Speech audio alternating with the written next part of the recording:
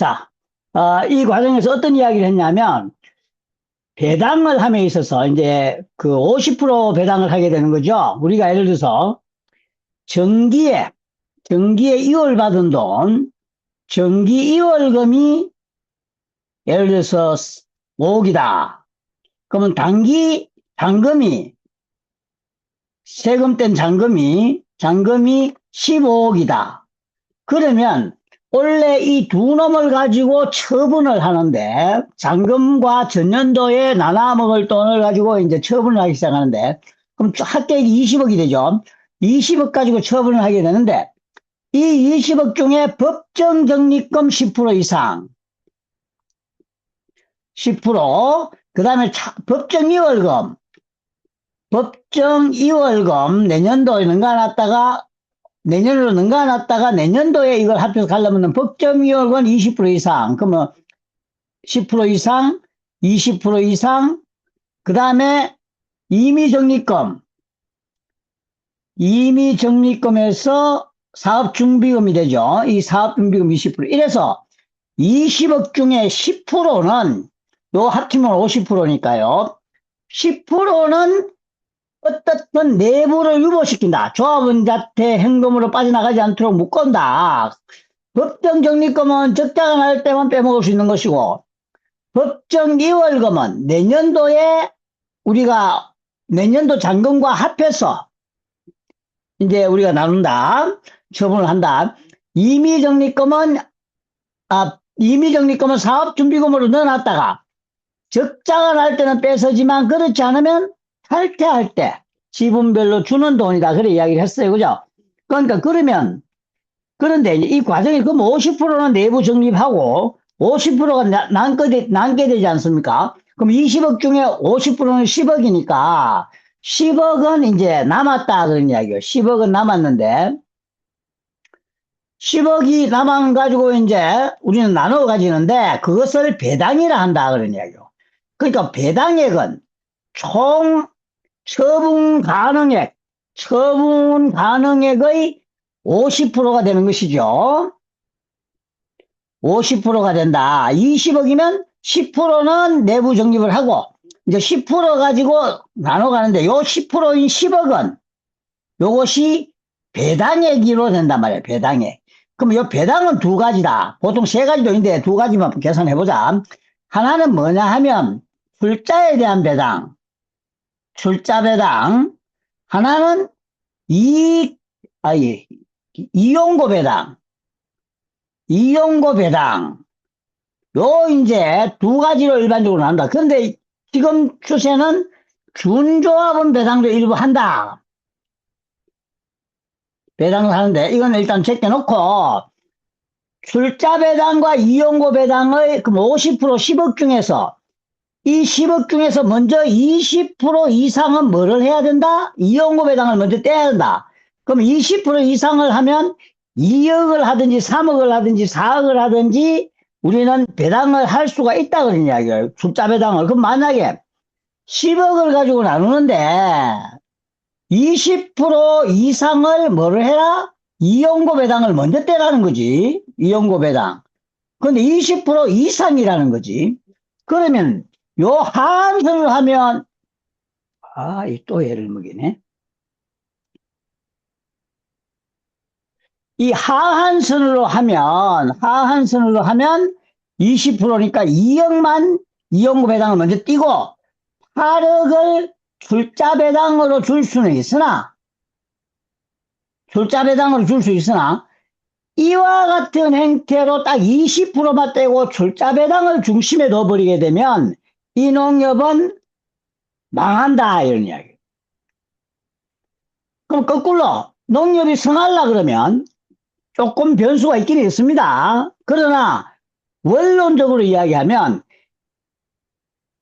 10억 모두를 이용고 배당으로 줘버리는 게 농협의 성장에는 이것이 정답이다.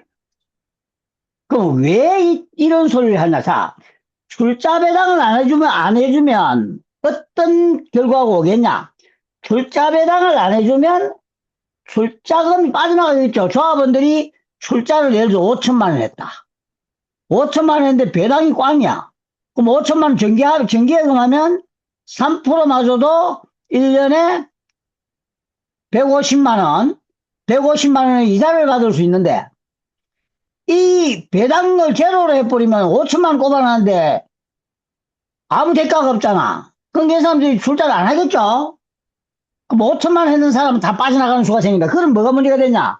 자본금이 이제 문제가 된다는 거지. 자본금이 이제 줄어들게 되는 거죠. 다 빠져나가니까. 그래서, 그런데 자본금이 빠져나가면, 자본금은 총 자본의 일부다 그런 이야기, 일부. 그럼 이 농협에는 지금 우리가 보고 있는 이 농협에서의 자본금은 얼마고, 자본은 얼마고, 출자금이 차지하는 비율은 얼마인지를 한번 보자. 어디 적혀 있겠냐? 재산 상태를 보면, 빚이 얼마냐? 부채가 얼마냐?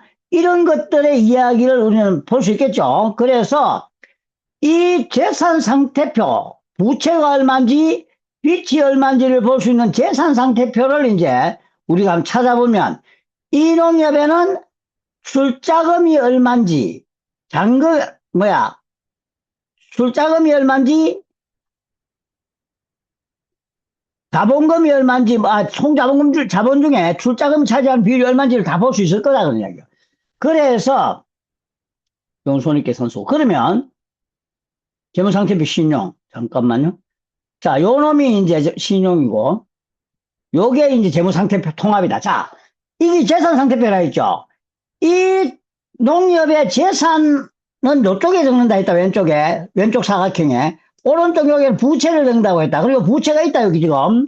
요 부채가 있죠. 요 부채가 있죠. 여기 부채가 있죠. 부채 있고, 여기 재산 쓰여 있지. 그럼 왼쪽에 재산 쓰고, 오른쪽 위에 사각형 3개 중에, 왼쪽에 재산, 오른쪽에 위에 부채, 아래 자본, 내돈, 순자산, 요렇게 쓴다고 했다. 그러면 왼쪽에 재산 총액이 얼마인지를 쭉 따라 내려가 보면, 최고 꼬랑대기에 여기 재산 칸인데, 최고 아래 보면 재산 총액이 얼마 2,987억이라는 거예요. 재산 총액이. 그럼 지 돈은 얼마고? 자기 돈은 271억이라. 271억이다. 그럼 빚은 이 나머지, 순대산을 뺀 나머지가 빚이겠죠? 이 빚은 얼마냐? 여기 농협 빚은. 이 농협의 빚은 부채는 2,715억이다. 이 중에 지 재산은 아까 봤을 때 우리가 얼마냐? 자기 순재산, 자본은 얼마냐 봤는데 271억이야. 271억인데, 요 자본 합계가, 여기 자본이죠. 271억이야, 이게. 1억인데, 만약에 출자 배당을 안 해주면 뭐가 빠져나가겠어요? 출자금, 요게 자본 중에, 출자금도 있고, 자본이익여금도 있고, 자본조정도 있고, 기타 포괄손익 누계 이익은 제로인데, 어떻든, 요런 여러 가지 자본금 중에는 이런 항목이 있는데, 271억의 총 자본 중에서 이 농협은 123억이 출자금이라는 거지. 그러면 이 출자금에서 상당수가 빠져나갈 거다. 다 빠져나가지는 않지만 가입하려면 최소한 예를 들어 보통 100만 원 이상은 출자를 해야 가입시켜 주잖아요. 그래서 많이 빠져나가겠지. 120억 중에서 한 100억 좀 빠져나간다 치자. 엄청 빠져나간다 치고. 그럼 171억이 자본금만 남는단 말이에요.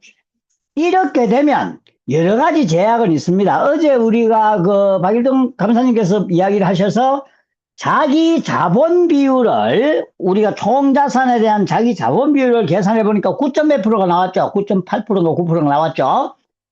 그 자본 비율이, 자본금이 많아야 대표적으로 한 개인에게 돈 빌려줄 수 있는 한도가 올라간다. 자본금이 얼마 없으면 한 개인에게 빌려줄 수 있는 돈의 한도를 묶어버린다는 거예요. 그 여러 가지 상당한 불이익이 있습니다. 그러나 원론적인 부분으로서는 왜 그 부분을 감수하고라도 출자 배당을 극소화하고 이용고 배당을 극대화해야 농협이 발전하는가에 대해서 한번 알아보자. 자, 예를 들겠습니다. 예를 들어요. 자, 여러분 중에서는 축협과 농협에 같이 가입해 있는 사람이 참 많습니다. 축협과 농협에. 그런데, 자, 내가 축협하고 농협에 똑같이 출자를 했어요. 예를 들어 A, 얘도 1,000만 원 했고, 축협에 출자. B 농협에도 1,000만 원 출자를 했어. 그러면 문제는 이 축협은 원래 그 배당액, 즉, 원래 총 잔금하고 정기 2월금 합친 게 20억이었다는 거야. 20억이면 얼마를 가지고 배당을 할 수 있어? 50%는 내부 유보를 해야 되고 10억 가지고 배당을 할 텐데 이 축협은 10억 몽땅을 아니면 1억만 이게 12억이라고 하자. 22억이다. 22억이면 그러면 22억 중에 반은 11억이잖아. 그럼 11억 갖고 배당을 하는데 11억 가지고 배당을 하는데 축협은 10억을 이용고 배당으로 줬어. 몇 프로 주게 돼서 20%만 주면 되는데 이거는 90%를 줬던 거야. 90%를 이용고 배당 줬고 출자 배당은 1억밖에 안 줬어. 그러면 나는 출자 배당은 예를 들어서 출자 배당은 1억밖에 못 받았지. 근데 이용고 배당은 9억을 주고 출자 배당은 1억밖에 안 줘. 그러면 이 출자를 많이 한 사람은 자 요런 경우가 있고 1억을 그러면 1억을 출자 배당 주고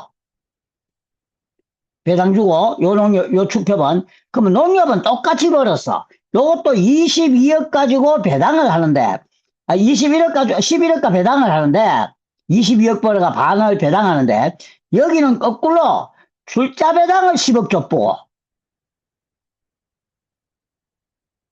출자 배당 10억을 못 주네. 3%니까 뭐 3억을 준다 치자. 20% 이내 줘야 되니까 10억이니까 뭐 3억 준다 치자. 자, 다시 할게요. 이게 이제 잘 보시라. 이거 어디였지? 이거지. 잘 보세요. 내 생각을 잘못했는데. 자, 1,000만 원씩 배당을 했어. 그런데 이 두 축협하고 내가 가입한 농협이 원래 공교롭게도 잔금하고 정기요금 똑같다고 가정을 해보자. 같이 놓고 보면. 그럼 만약에 22억이 됐어. 갈라 먹을 수 있는 돈이, 배당해 먹을 수 있는 돈이 22억이 됐어. 농협도 배당해 먹을 돈이 내부 유보하고, 그럼 44억을 벌었겠죠? 그럼 22억을 배당해 줄 수 있는 돈이 생겼는데, 이 축협에는 이 20%는 22억의 20%는 4억 4천이죠. 그러면 20% 4억 4천만 원만 뭐 했다? 이용고 배당을 줬어. 그러면 나머지 22억 중에 8억 그러면 18억 17억 6천만 원을 뭐로 줬다? 출자 배당을 줬어. 이율이 높아가 줄 수 있어 칩시다. 출자 배당을 정기예금 금리가 높아 17억 줬어. 그런데 이 농협은 반대야. 이 농협은 출자 배당은 4억 4천만 원만 주고 이 농협은 출자 배당은 4억 4천만 원만 주고 이용고 배당을 20% 이상은 얼마나 줄 수 있으니까 17억 6천만 원을 줬다고 가정해보자고. 그럼 어떤 문제가 생기냐? 나는 출자는 축배배해야겠지. 왜? 출자 배당을 17억 6천만 원이 주잖아. 그럼 출자는 축협에 하면 내가 출자를 더 할 게 있으면 축협에 하는 거야. 5천만 원을 해. 그러면 이 출자금을 17억 받는다. 근데 이용은 세 빠지게 해봐야 4,400만 원밖에 안 주지. 4억 4천밖에 안 주지. 그러면 이 농협은 반대로 이용을 하면 17억 6천을 주지. 출자 배당은 아무나 해봐야 4억 4천밖에 안 주지. 그러면 만약에 이 농협에도 사료를 팔고 이 농협에도 사료를 팔아. 그럼 나는 사료를 이 농협으로 가나보니까 출자 배당은 많이 주는데 사료를 아무리 이 축협에다가 사봐야 이용고 배당은 4억 4천만 원밖에 안 주네. 이 농협은 출자야 얼마 했기나 간에 사료를 엄청 사면 이용구 배당을 17억 6천을 주네. 그러면 사료 살 때는 요놈이 사서 이용구 배당을 챙기려 끼고 출자금 할 때는 축협배가 하려겠지. 그럼 여기에 사료만 그러냐? 대출도 마찬가지지. 대출을 그러면 만약에 이 농협에 가서 대출을 100억을 하면 이 축협에 갖고 100억을 하면 축협에 갖고 100억을 대출을 하면 어떻게 되냐? 축협에다가 100억을 대출하면 여기는 이용고 배당이 없기 때문에 아무리 대출을 마야거나 예금을 마야봐야 이건 4억 4천밖에 안 주네. 출자 배당은 17억 6, 출자 배당 같은 배 터지게 주지만 대출 아만 해가봐야 4억 4천밖에 안 주잖아. 그러니까 출자는 축협에서 축협은 예금만 계속 늘겠지. 예금이 는다는 건 뭐냐? 대출이 넣어서 돈이 되지. 예금이 늘면 예금이 늘고 대출이 안 되면 뭐야? 예금이자를 계속 내줘야 될 거잖아. 축협에는 돈이 자꾸 사요. 왜? 출자를 자꾸 하거든. 출자가 자꾸 하면 조합원들이 돈을 자꾸 출자를 많이 해. 그럼 예를 들어 출자가 5천억이 모였어. 근데 대출을 안 해오네. 왜? 대출을 행하면 이용고 배당을 주는데 여기는 대출을 해가봐야 이용고 배당을 4억 4천밖에 안 주잖아. 20% 내주니까. 여기는 출자만 마야하면 출자는 17억 6천을 주는데 아무리 돈을 빌리고 슈퍼마켓 이용하고 사료를 사봐야 4억 4천밖에 안 주지. 여기는 이쪽 농협은 출자는 해봐야 얼마 안 줘. 그럼 출자는 안 해. 난 여기 할 바에 축협에가 하는 거야. 왜? 출자 배당을 많이 주니까 여기 하면. 여기는 대출은 이 농협에 와서 다 하네. 왜? 대출을 많이 하고 예금을 많이 한 순서대로 그 양에 따라 이용고 배당을 17억 6천을 주잖아. 그러면 이 농협은 대출하러 오는 사람이 조합원이 인산인해를 이루겠지. 왜? 이용고 배당을 하니까 이걸 잘못하면 이자가 다른 은행보다 1% 이상 사게 될 수도 있잖아. 이용고 배당을 연말에 그만에 받으니까. 예금도 다른 은행에 하니 다른 은행에 가면 예금이자밖에 안 주는데 여기는 예금 이용고 배당을 엄청 주네. 그럼 예금도 이 농협에 가가 예금을 하러 오겠지. 마트도 농협마트에 가면 이용고 배당을 많이 주니까 마트에 여기 미치는데 이 마트는 안 가겠지. 왜? 이용고 배당은 조금밖에 안 주는데 출자 배당 다 줬고 이용고 배당 눈꽃만큼만 주는데 누가 이 마트 가겠냐고. 그럼 농협협동조합은 대량 구매와 대량 판매를 통해서 그 유통 마진을 줄이고 구매자의 경쟁력을 갖춰서 협동해서 대량 구매를 통해서 이익을 창출하는 것이 기본 원리란 말이지. 그래서 이 이용고 배당을 중심을 놓고 많이 주는 데는 그 대출도 같은 이자 내라 하면 이용고 배당 연말에 많이 주는데 대출을 하러 가겠지. 그럼 우리는 대출을 많이 해줘야 많이 해야 수입이 늘까 아이가 성장을 하겠죠. 근데 대출하러 하는 놈 와봐라. 왜 안 가겠어요? 이용고 배당 꽝인데 대출 이자는 저 집에도 6%고 이 집에도 6%인데 저 집에는 아무리 대출을 해봐야 연말 때 이용고 배당을 출자 봐야 한 놈한테만 줬쁘지 대출 많이 이용한 사람들한테는 안 준다는 거지. 이용고 배당을 안 주니까 같이 이자를 똑같이 6% 같으면 나는 6% 이자 내지만 연말에 이용고 배당을 200만 원 받았네. 이 집에는 똑같이 6% 냈는데 연말에 이용고 배당을 20만 원밖에 안 주네. 그러면 누가 여기 가서 대출을 하겠냐고. 그럼 이놈이면 망하겠죠. 왜?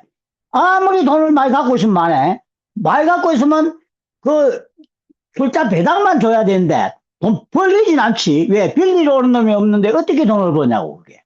그래서 결국은 협동조합은 이용고 배당 중심 원칙은 원래 협동조합은 최초에 유럽에서 생겼던 협동조합은 출자 배당은 없다고. 그러니까 되면 대량의 공동구매가 일어나잖아요. 조합원들끼리. 야, 설탕 원래 주문받는다. 우리 조합원들 주문받는다. 한 설탕 1kg짜리 하나에 만에 4,000원 한다. 그런데 공장에 가서 1kg가 아니라 10,000kg 사러 왔다. 얼마에 줄래? 2,000원에 주구만. 그러면 우리 조합원들은 2,000원이라는 돈을 주고 2,000원은 이익이 발생하죠. 그와 같이 대량 구매를 통해서 교섭력을 높이고 그 과정의 유통 마진 등을 합리화시켜서 이용을 많이 하면 많이 할수록, 공동구매를 대형으로 하면 할수록 이윤이 많이 발생하는 구조로 협동조합은 설계되어 있다는 거지.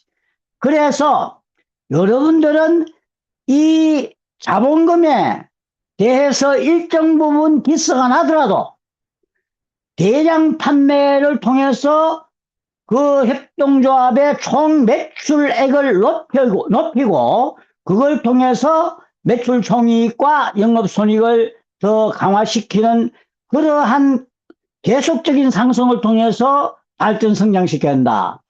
그래서 출자 배당이 원칙이라 20%는 마음에도 안 찬다. 예전에는 출자금이 작은, 즉 자본금이 작은 농협은 어쩔 수 없이 자본금을 끌고 모으기 위해 가지고 뭐를 한다? 출자 배당을 많이 준다. 그러나 세월이 지나면 지날수록 자본금은 잘 늘죠. 왜? 해마다 법적 적립금을 잔금의 10% 이상 해야 되고 사업 준비금을 10% 이상 해야 되기 때문에 이 금액들이 해마다 계속 쌓이겠죠.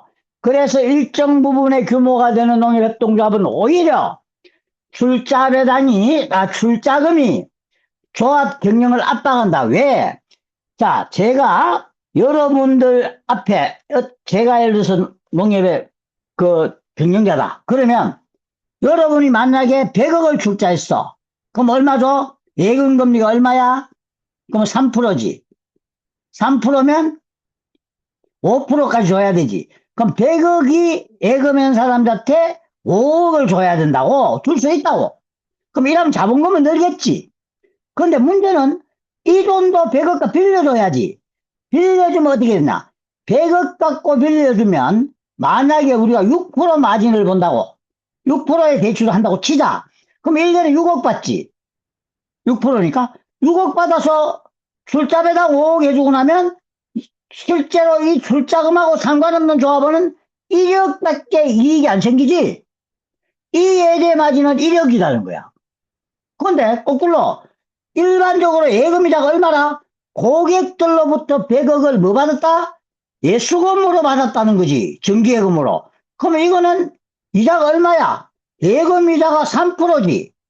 그러면 이걸 100억을 빌려줘서 똑같이 6%를 받았어. 100을. 그러면 6%를 받았으면 이거는 6%고 3%만 원가니까 3%가 마진이지. 그럼 3억이 이익이지.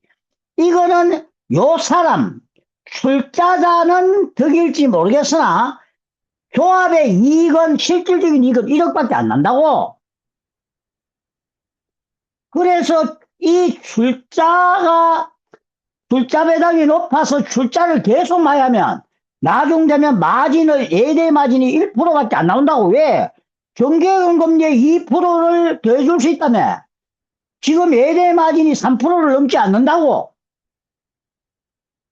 그럼 최고 높여서 3%라 치자. 3%라 해봐야 5% 출자 배당 주고 나면 3% 6% 받아가 5% 출자 배당 주고 나면 1%밖에 이익이 발생하지 않는데, 예대 마진이 발생하지 않는데, 여기 고객들로부터 출자 말고 일반 비조합원의 100억을 3% 주고 예금을 유치해가지고 그 돈 가지고 6% 받고 대출을 일으키면 3%의 이익이 된다. 그럼 조합원이 묵을 때는 출자 많이 했는 사람은 이 돈을 묵으니까 배가 부르겠지만 조합원은 1억 갖고 놀아 먹어야 된다고. 이 출자하고 상관없는 조합원은 1억을 나눠 먹어야 돼. 그럼 소액 출자자는 지 뿔도 못 먹는 소액 출자자 입장에서는 3%의 출자를 늘리려는 게 아니라 예수금을 늘려서 마진을 3% 받아가지고 배당을 해주면 3억을까 배당을 해주는데 이거는 1%밖에 배당을 못 받는다는 거지.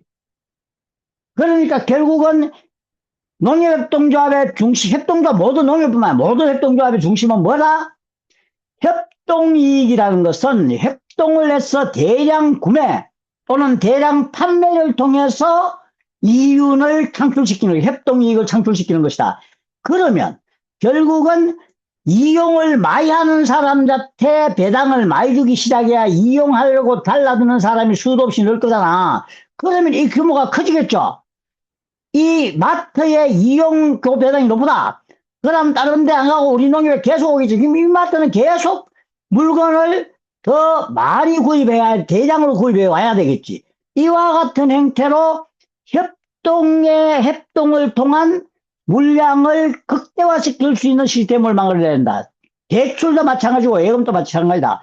예금도 우리 연말 되면 뭐 줍니까? 이용료 배당 주죠? 이용료 배당이 높으면 똑같은 이자를 준다 해도 신협이나 새마을금고나 국민은행 안 가고 우리 농협 온다. 왜? 우리 조합원은. 연말 되면 그 똑같이 받는 이자에다가 연말에 이용료 배당을 받잖아.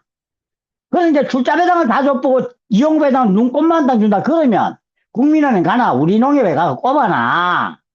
뭐 우리는 아만 꼽아봐야 이용료 배당 직거래만 안 주고 출자만 하는 사람들만 다 줬보는데 내가 뭐가 아쉬워가지고 그 출자만 한 부자들 그분들 배치해 줄 기라고 내가 우리 농협에 이용료 배당도 직거래만 해주는데 나는 출자할 돈도 없는데 내가 말을 그거 갖고 그 사람들 저거 미기 살리기고 내가 그래서 농협협동조합이 쪼그라든다는 거지 그게.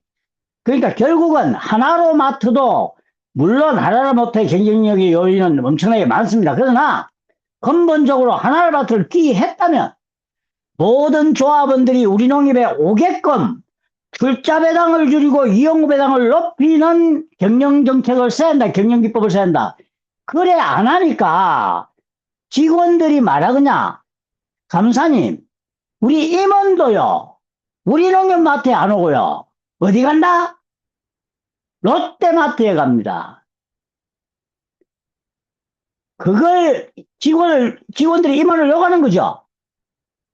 조합원을 요구하고 대의원을 요구하는 거죠. 저는 실제로 그래요. 그래? 남사시로서 그 소리를 어떻게 하나 쪽팔리게. 왜? 여북 답답했으면 자기 아들이 장사하는 슈퍼에 안 가고 롯데마트에 갈 때는 자기 아들이 아니면 자기 친구가 바가지를 얼마나 더 부시했으면 거기 안 가고 저기까지 가겠냐고. 우리가 코스트를 못 낮추고 경영을 잘못해가지고 마진을 높여서 그쪽으로 가는 줄 모르고 그 말은 안 하고 부끄러운 줄 모르고 가는 사람 보고 우리가 출자 배당을 작게 해주고 이용료 배당을 많이 해주면 우리 농협의 직원들이 이사님 당신 나와도 됩니다 해도 밤에 눈 따고 들어온다고. 밤 뛰어넘고 들어와요. 왜? 물건이 연말대가 이용료 배당을 많이 주니까 물건이 사죠. 품질이 똑같다면 물건 산데 그 집에 안 살 일이 뭐냐고. 그래서 결국은 이용료 배당을 극대화시키는 노력들을 끊임없이 진행시키고 거기에서 자본금의 축소로 인한 여러 가지 우리 농협의 제약 조건들을 어떻게 극복할 건가를 고민해내면 된다. 이거 서로 신뢰만 생기면.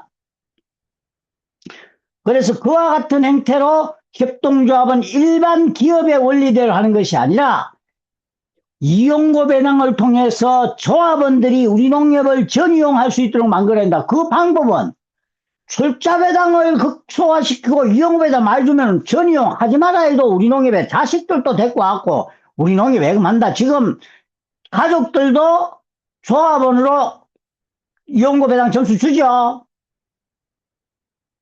그래서 그 부분을 같이 병행할 수 있어야 한다. 자, 그래서 지금 오늘은 우리가 배당함에 있어서 이용료 배당을 중심으로 가야 되는 원리에 대한 이야기들을 한번 먼저 해봤다. 그러면 이제 다음부터 그걸 넘어가고 그 다음에는 이제 아까 우리 감사님 말씀하셨던데 감사님 밴드에 어째 글을 하나 내 얼핏 봤는데 거기 뭐라고 돼 있냐 하면 자, 그 농협 뭐였어요? 농협 그 정관 그 규정 내에 뭐라고 돼 있냐면 규정 내에 뭐라고 돼 있었냐면 뭐 규정 뭐지 그게 우리 조합원은 누가 한 사람 아까 그거 한번 좀 읽어봐 주세요. 예, 지금 호식이, 예. 주석, 아니 그 주석이야. 그거 한번 읽어봐 주세요. 주석이, 예. 읽어드리겠습니다. 예. 사후제표는 이를 이용하는 자에게 충분한 회계 정보를 제공할 수 있도록 중요한 잠깐만요. 거기 됐다. 충분한 회계 정보를 잠깐, 회계 정보를, 제공할 수 있도록 회계 정보를 제공할 수 있도록 중요한 회계 방침 등 제공할 수 있도록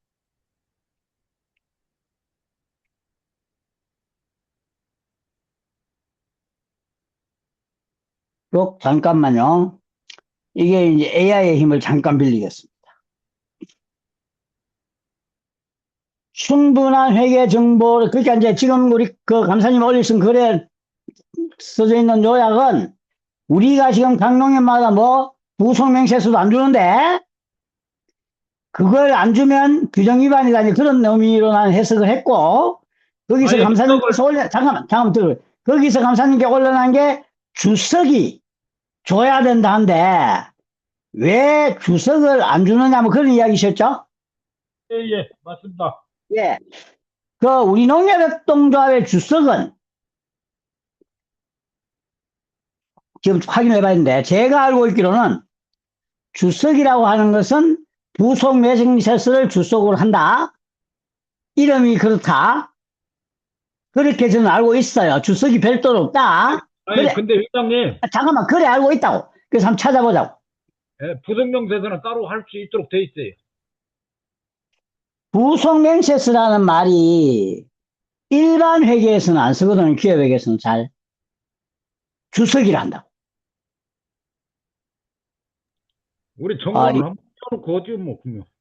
그 나중에 볼게. 아, 이거, 빨리 잠깐만 있어봐요. 이게 안 나타날 리가 없는데 늦게 나타나네. 자, 보여. 상세히, 자, 주석을 있도록 주기와 주석을 주면 이게 어디서 나오느냐? 제5조죠? 5조였습니다. 개정 과목은 재무제표가, 이거, 맞네. 재무제표는, 자, 재무제표는 이를 이용하는 자에게 충분한 회계 정보를 제공할 수 있도록 필요한 사항을 주기 또는 주석으로 표시해야 한다. 그래 돼 있고, 요거 맞죠? 그거 맞고요. 위에가 이제 부속명세가 있습니다. 2항에. 잠깐만, 위에. 이게, 시장님 읽으신 위에. 위에? 야, 위에가 안 나오네. 이게 어떻게 나오는 거야? 이게 안 나오네. 가만히 있어봐요.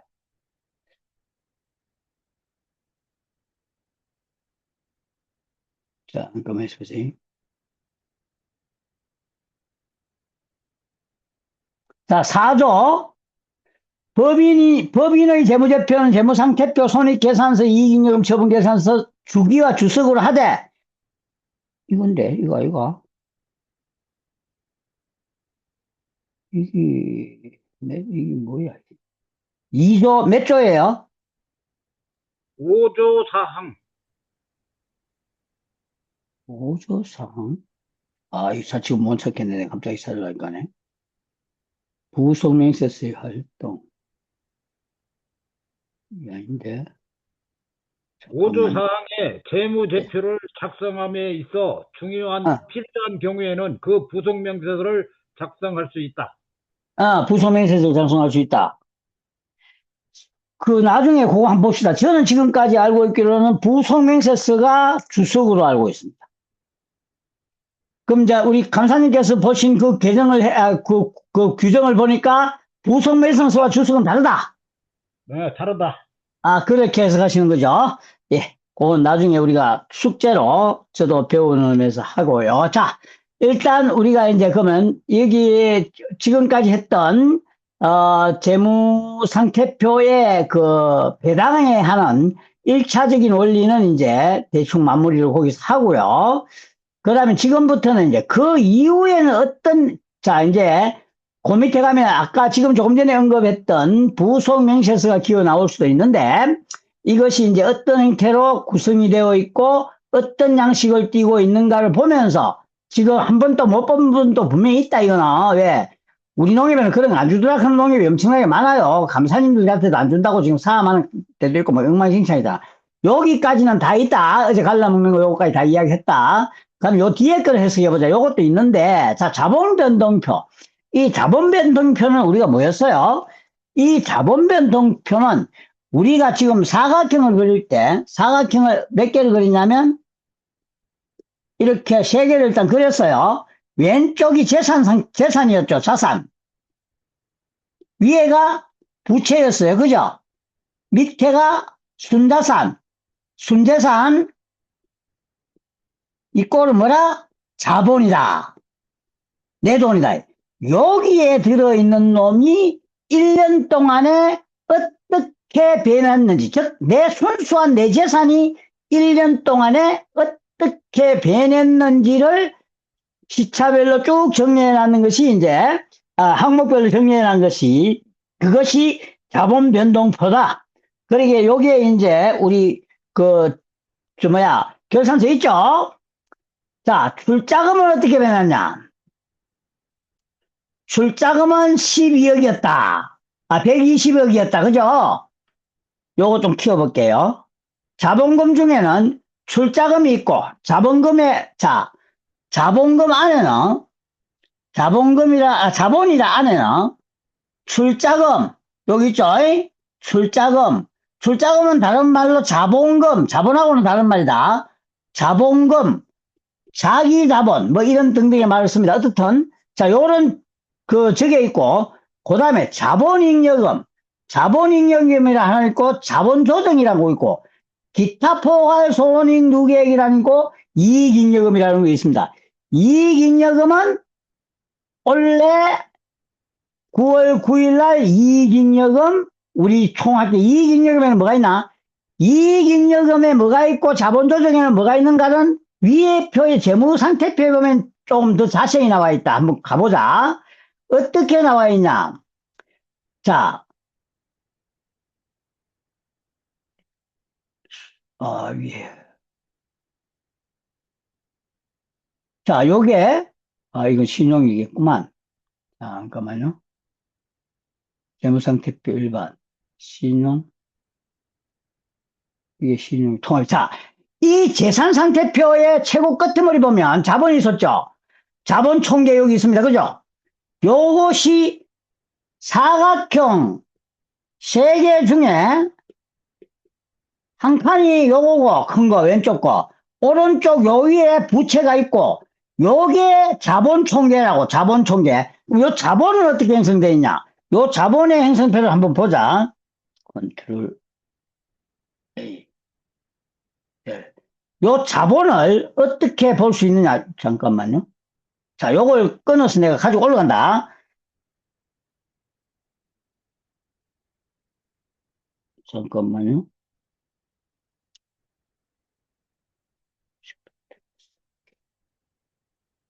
요걸 끊어서 가지고 올라간다.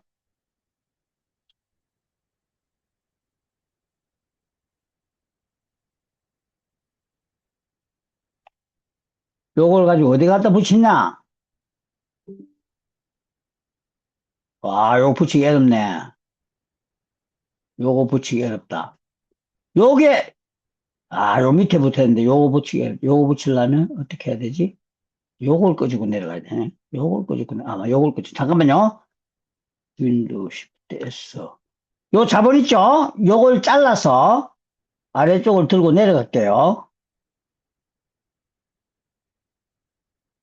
이래 잘라 내려가면 되나? 이래 잘라가도 안 되네. 그러면, 잠깐만 기다리세요. 요걸 전체를 끄지고 내려가. 잠깐만 기다리세요.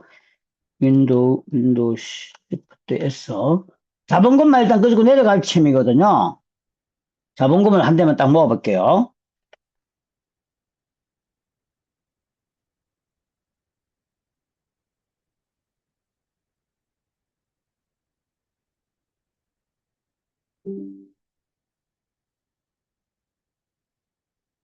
여기다가,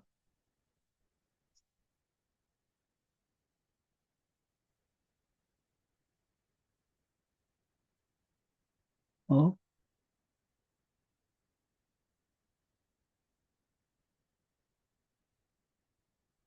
잠깐만요. 자본금이 어떻게 생기는지 한번 볼게요.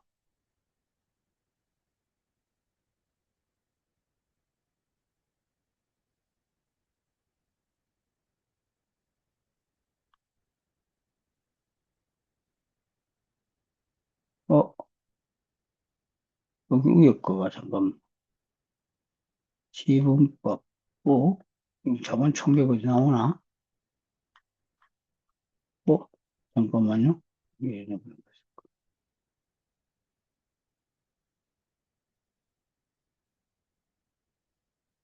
자본 총액, 그렇지.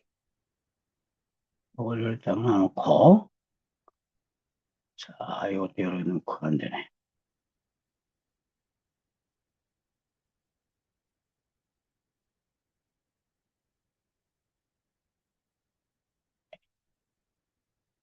자, 잠깐만요. 그리고 이제 위에 동물 또 가서 갖고 와야 되는데, 위에서 자본이 요거네.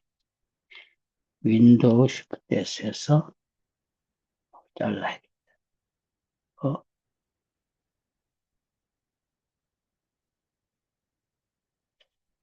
어, 이거 다시. 이거 안 되네. 윈도우 시프트 S.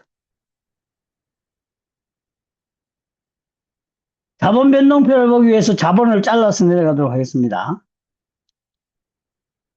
이것도 더럽게 뭐가 또 하나 붙었네, 또. 그거는 뭐 참 예쁘긴 해. 자, 어떻든. 자, 여기 갖고, 여기에다가 붙이겠습니다.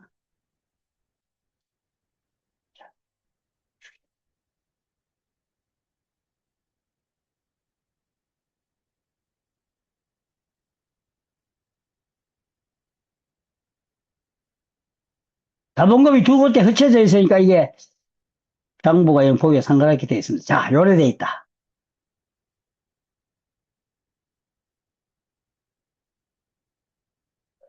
그럼 여러분은 어디서부터 어디까지 지금 봐야 되냐? 자, 봐보세요. 요게 두 개가 붙은 거예요. 요거하고 붙은 거야. 자, 요래 붙었다. 그럼 요걸 어디서 봐야 되냐? 여러분이 지금 우리가 봐야 되는 자본금은 어떻게 돼 있냐?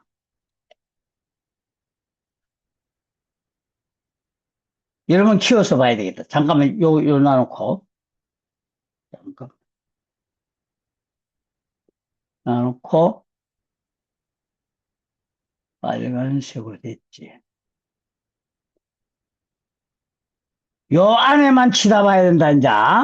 요 안에만. 그럼 요걸 지금 위에서부터 요 전체를 키우면 자본금에는 어떤 것이 있냐? 출자금이 있죠? 아까 우리가 자본 변동표에도 요와 같은 과목으로 되어 있다고. 출자금은 안 되면 이거 키워서 보세요. 손을 갖고. 잘 안 되게 키워지지도 않네. 어떻든. 자본금에는 출자금이 있고, 출자금에는 일반 조합원의 출자금이 있고, 그 밑에는 회전 출자금. 회전 출자금은 예전에는 참 많이 썼는데, 농협에 자본금이 모자라니까, 원래 배당해줄 돈을 배당 안 해줘 버리고 자본금에 때리 넣어버린 거죠. 회전 출자금으로 대의원총회 승인을 받아서. 그 다음에 출자금에는 뭐까지 포함이 되냐? 가입금도 포함이 된다. 준조합은 가입금. 그 다음에 우선 출자금. 자본금이 모자라니까 우리 조합원 아닌 사람한테도 출자해라. 연간 얼마의 이자를 줬구만 미리 약속하고 출자를 받는다. 그 출자는 조합원 출자금의 금에 우선해서 이 우선 출자금부터 먼저 출자 배당을 해줘야 된다. 출자 배당은 우선 출자금은 받기 전에 얼마 해줄기라고 약정을 하고 받는다. 그 다음에 자본잉여금은 재평가 적립금. 이거는 뭐냐면 보통 쓰지 않는데 농협마다 지난번에 제 기억으로는 IMF 때 한 번 있었던 걸로 기억하는데 IMF 때 갑자기 자기 자본 비율이 엄청 낮아지니까 이게 바뀌어서 봤을 때 불실 기업이 되잖아요.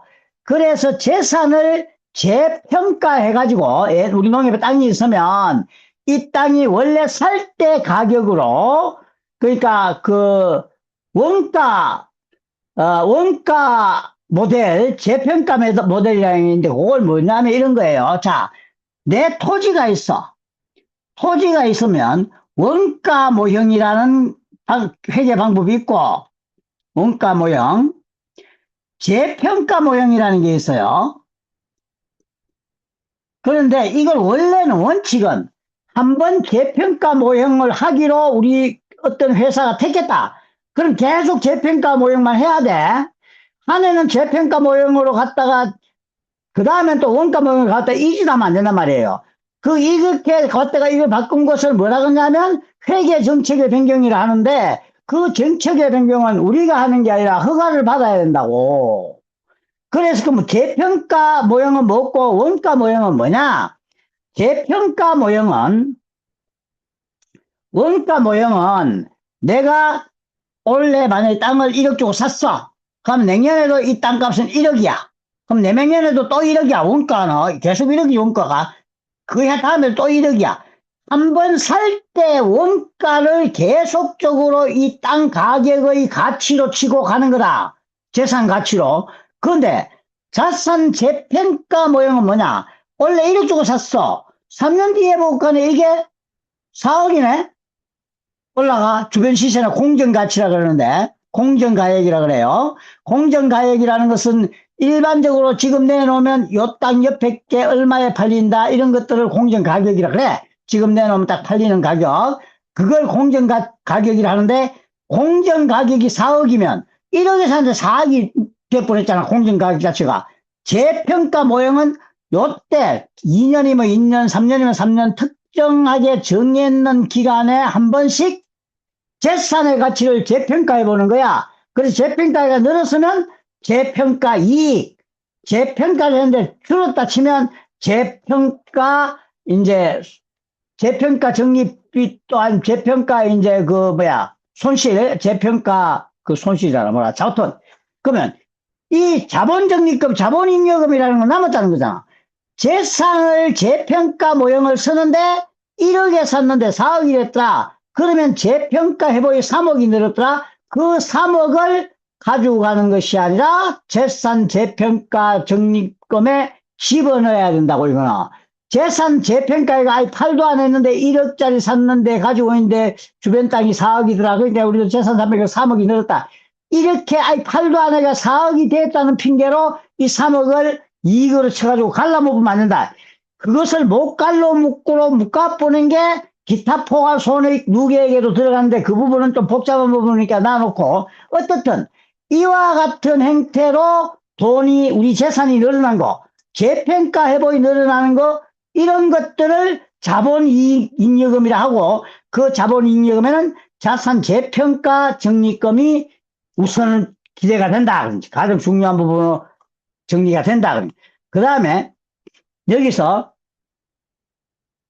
그 다음에 자본조정, 이거는 마이너스다. 자본이 감소했을 때, 예를 들어서 만약에 이 재산이 감소했다. 그러면 3억이 감소했잖아요. 그러면 자본조정을 해야 된다는 거지. 늘어났던 것을, 늘어날 때는 자본임금을 넣고, 자본조정은 나갔을 때, 탈퇴 시, 조합원이 탈퇴하면 지분이 있잖아요.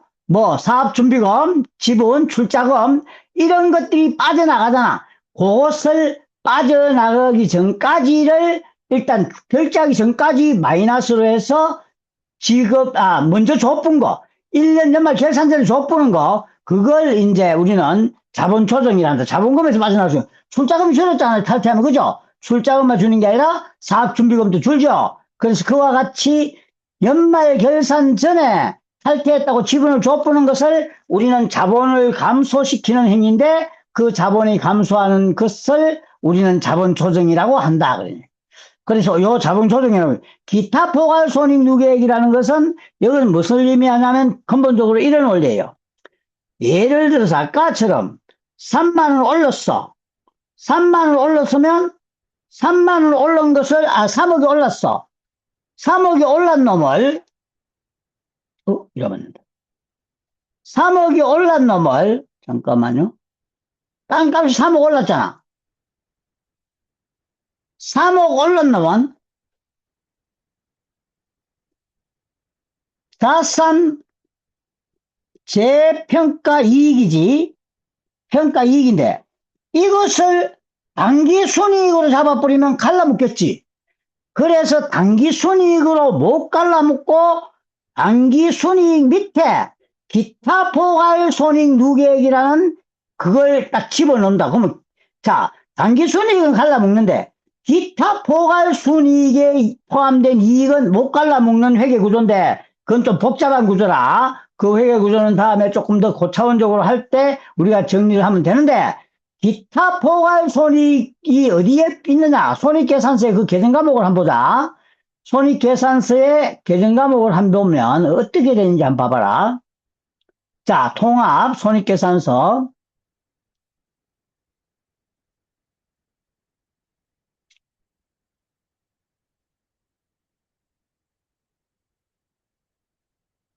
신용. 자, 여기 보면,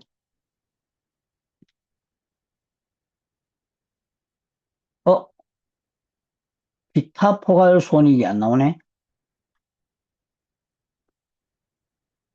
아, 기타 포괄 손익이 안 나오네. 국제 회계 기준에는 기타 포괄 손익 개념이 다 나오는 얘기는 안 나오는데, 그건 나중에 하여튼 알기로 하고. 어쨌든, 그 자본금의 행태는 지금 받는 행태로, 지금 보고 있는 행태, 어디 있어요? 요거죠. 자, 그래서 자본잉여금이라는 것도 있고 자본조정이라는 거, 기타 포괄 손익 누계액이라는 것도 자본금에 있고, 이익잉여금이라고 있다. 이익잉여금이라는 것은 우리가 지금까지 익히 들어본 글자들이다. 뭐냐?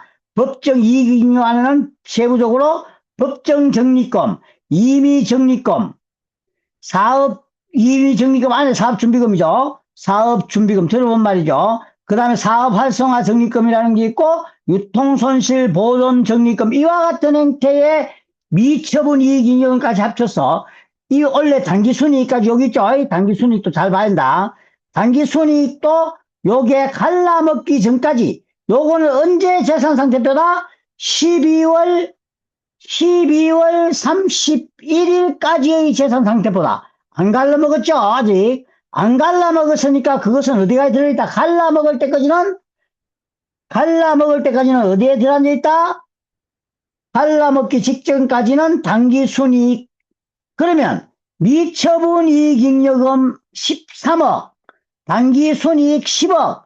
그러면 미처분 이익이 10억은 올려버린 돈이고, 요 나머지 3억 몇몇 천원은 뭐겠어요? 전년도 넘어온 정기 이월금이다. 그래. 여기 보면 봐봐. 미처분 잉여금은 13억 8천인데, 미처분 이익 잉여금은 13억 8천인데, 요거를 갈라먹을 돈이죠, 요거. 요거 올 연말에 우리 갈라먹을 수 있는 돈이지, 미처분 이익 잉여금은. 그런데 그 중에 단기 순이익은 요거고, 그럼 나머지 요걸 뺀 3억 요걸 빼면 차익이 얼마 나면 3억 1천만 원 정도, 3억 천만 원 정도, 3억 조금 더 되겠네. 3억 1천만 원 정도 된다. 그 3억 1천만 원은 뭐냐? 정기 이월금이다. 그럼 여기다가 우리가 요것만 해놓고, 야,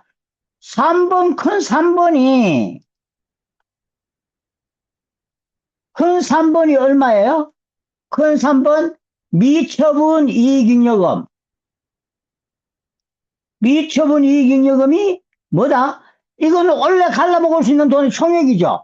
그런데 미처분 이익잉여금이 13억인데, 야, 근데 이 칸이 밑에 세 개, 요 안에 있는 합이, 요게 있는 합이 똑같이 여기 돼야 되는데, 요게 10억밖에 없잖아. 근데 왜 여기 13억 적어놨겠어? 여기는 뭐가 생략이 되어 있냐면, 여기에 뭐가 생략이 되어 있다냐면, 정기 이월금, 정기 미처분 잉여금, 그게 요 차액이 3억 땡땡땡땡이 여기 포함이 돼 있다 그래. 그러니까 우리가 전체는 이건데 왜 소가지는 요것 빼는데 요것의 합계가 요것이어야 하는데 차이가 나잖아. 그 차이는 요게 정기 미처분 이익잉여금이 있었기 때문에 우리가 합쳐서 요 돈을 갖고 연말에 배당을 한다 그랬죠. 그 차이다 그러냐. 그래서 어떻든 이 자본이라는 것은 이와 같은 형태로 되어 있다. 그럼 요 자본금이 아주 중요하기 때문에 이 자본금의 우리 저거잖아. 우리 순재산이잖아.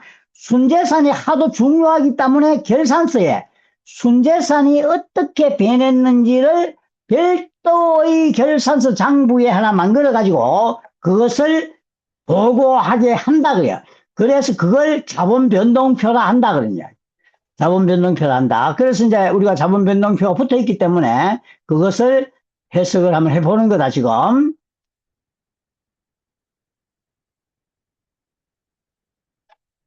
이익잉여금 처분안이죠? 다음가요. 자, 요게 이제 그래서 자본 변동표다.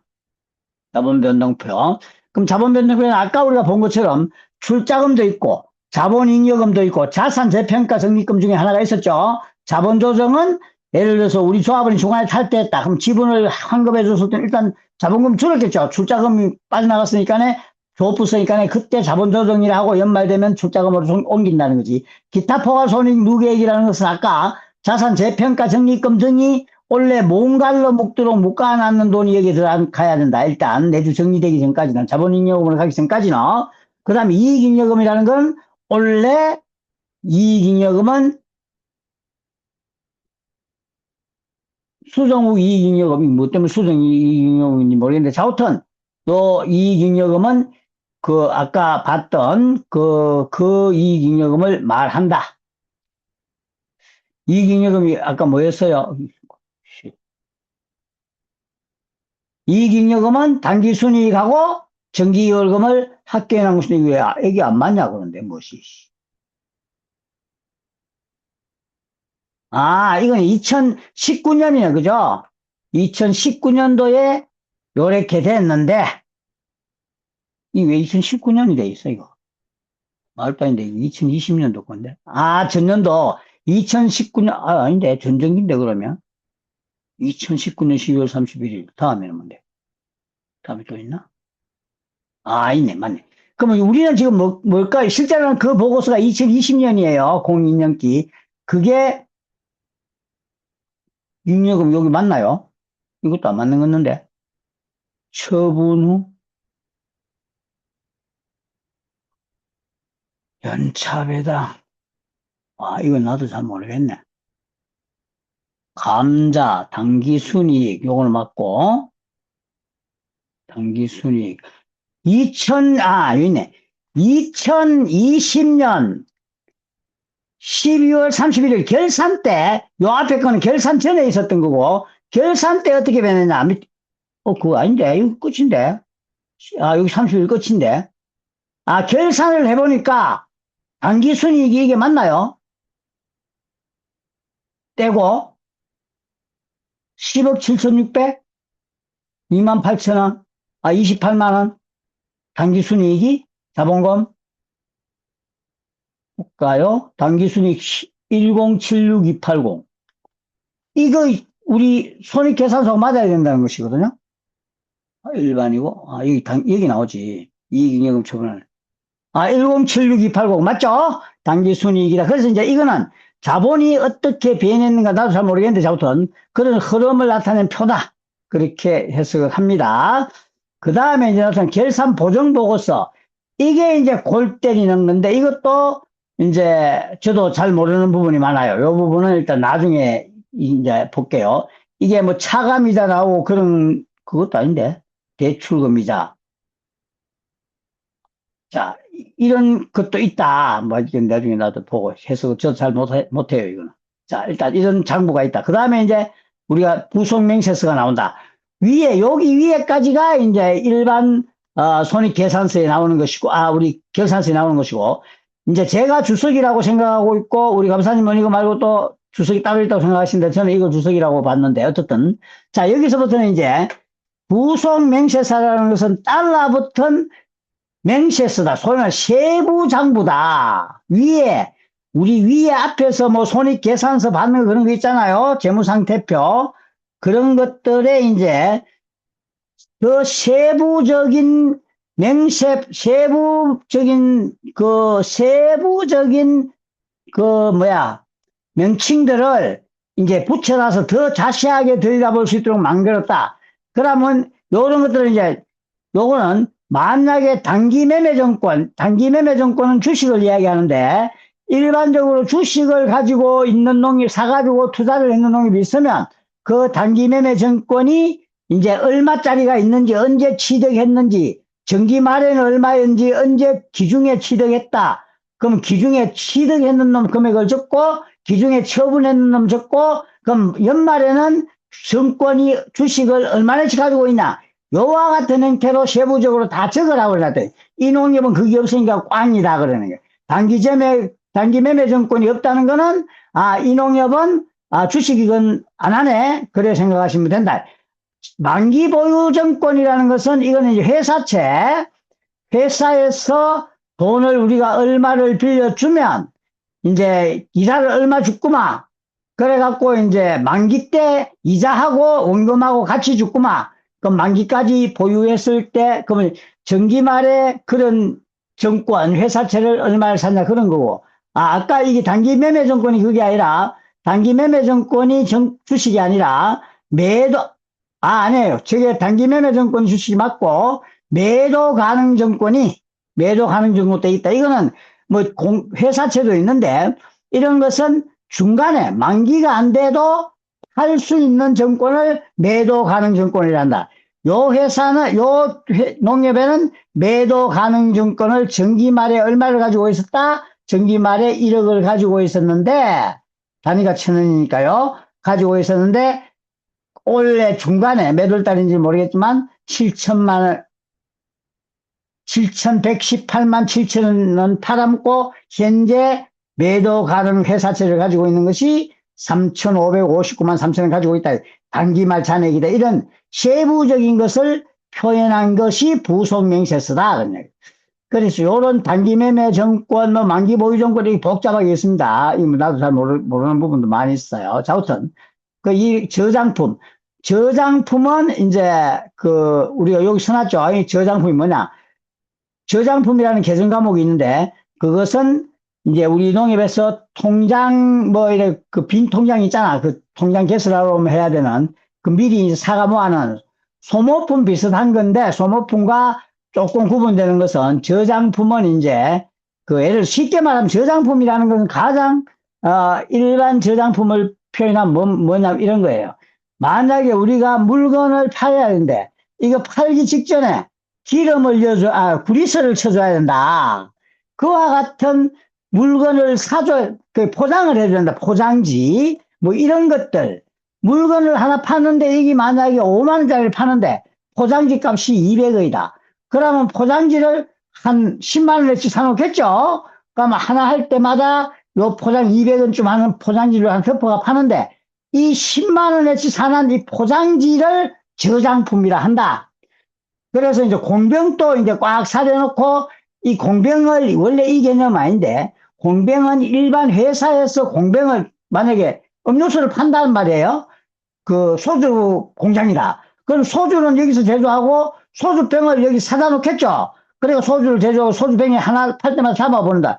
그럼 소주가 주 판매품인데, 그것을 포장하는 계속이 따라 들어가는, 하나 제품마다 따라 들어가는 격까지, 포장하는 거나 담거나 이런 것들, 안 그러면 하여튼 그런 것들을 우리는 저장품이라 한다. 개정 과목이 그렇다, 이름이. 미결산 개정, 이런 것들도 있고요. 이것도 전부 다 꽝이니까, 미결산 개정. 그건 꽝이니까 나도 잘 모르지만, 이거, 여신성 가지급금.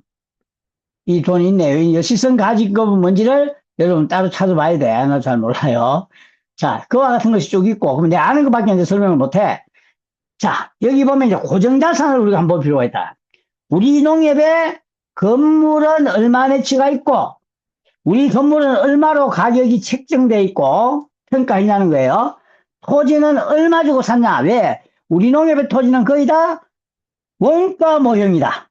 그래서 업무용 토지와 비업무용 토지는 아니는데, 즉, 업무용 토지는 이 부분은 우리가 소위 말하는 영업용으로 쓰는 거고, 비업무용 토지는 우리는 별 필요는 없는데, 투자할 목적 또는 우리 영업하는데 안 쓰고, 다른 사람들 빌려줬다.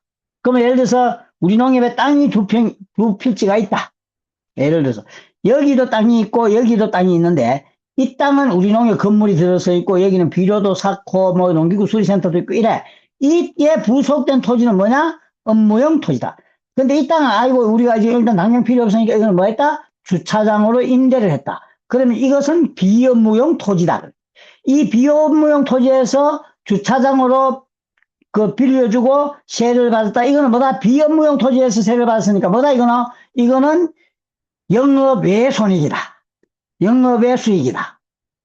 비업무용 토지를 빌려주고 나오는 영업외 수익이다. 업무용 토지나 업무용 이것은 우리가 직접 사용하는 것이다. 그런 이야기예요. 그래서 그것을 우리가 눈여겨볼 필요가 있다. 그 다음에 이제 그 밑에 보면 건물, 뭐, 구축물, 이런 것들이 구축물은 뭐, 예를 들어서 그, 원래 다리나 뭐, 이래, 철탑, 이런 것들을 우리는 구축물이라 한다.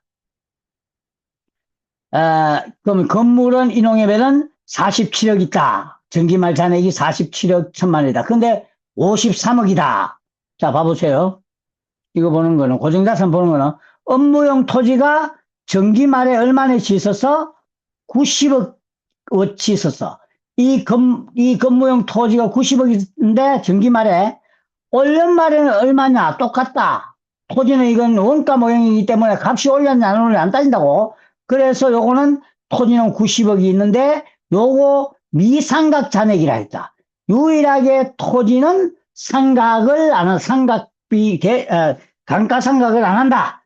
그래서 토지는 원가 그대로 가치가 땅 파는 게 없단 말이에요. 기중에 증가한 금액이 있다. 그 말은 땅을 샀다는 것이고, 업무용 토지를 샀다는 것이고, 기중에 감소했다는 이 칸에 금액이 적혀 있으면, 아, 기중에 팔아먹었네. 이래 생각하시면 된다. 그런 이야기예요.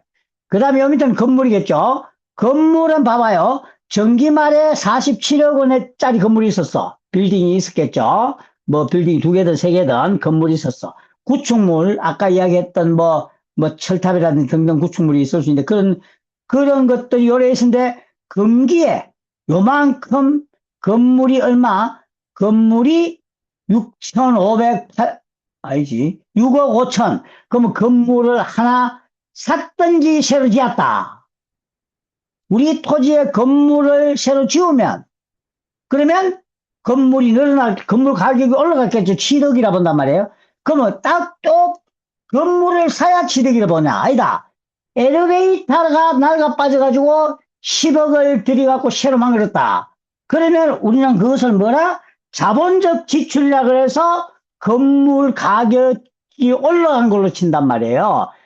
페인트 칠을 하거나 유리창 깨졌다 이런 것은 그의 비용으로 처리해 뿌지만 그것을 수익적 지출? 자본적 지출과 자본적 지출과 또 반대말이 뭔지 모르겠네. 까먹었는데. 혹시 아는 분 있어? 예? 수익적 지출을 맞아요. 맞죠? 자본적 지출과 수익적 지출을 한다. 자본적 지출의 의미와 수익적 지출을 이야기가 나왔으니 그것만 간단하게 짚고 넘어가자. 자본적 지출이라는 것은 아까 이야기하는 것처럼 원래 우리 건물이 낡아서 엘리베이터를 10억짜리 집어넣었어.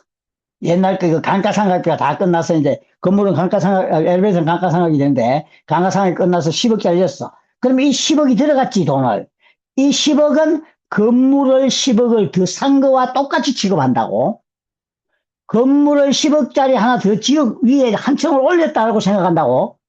그래서 이 10억에 대해서는 원래 비용 10억으로 안 뜬다고.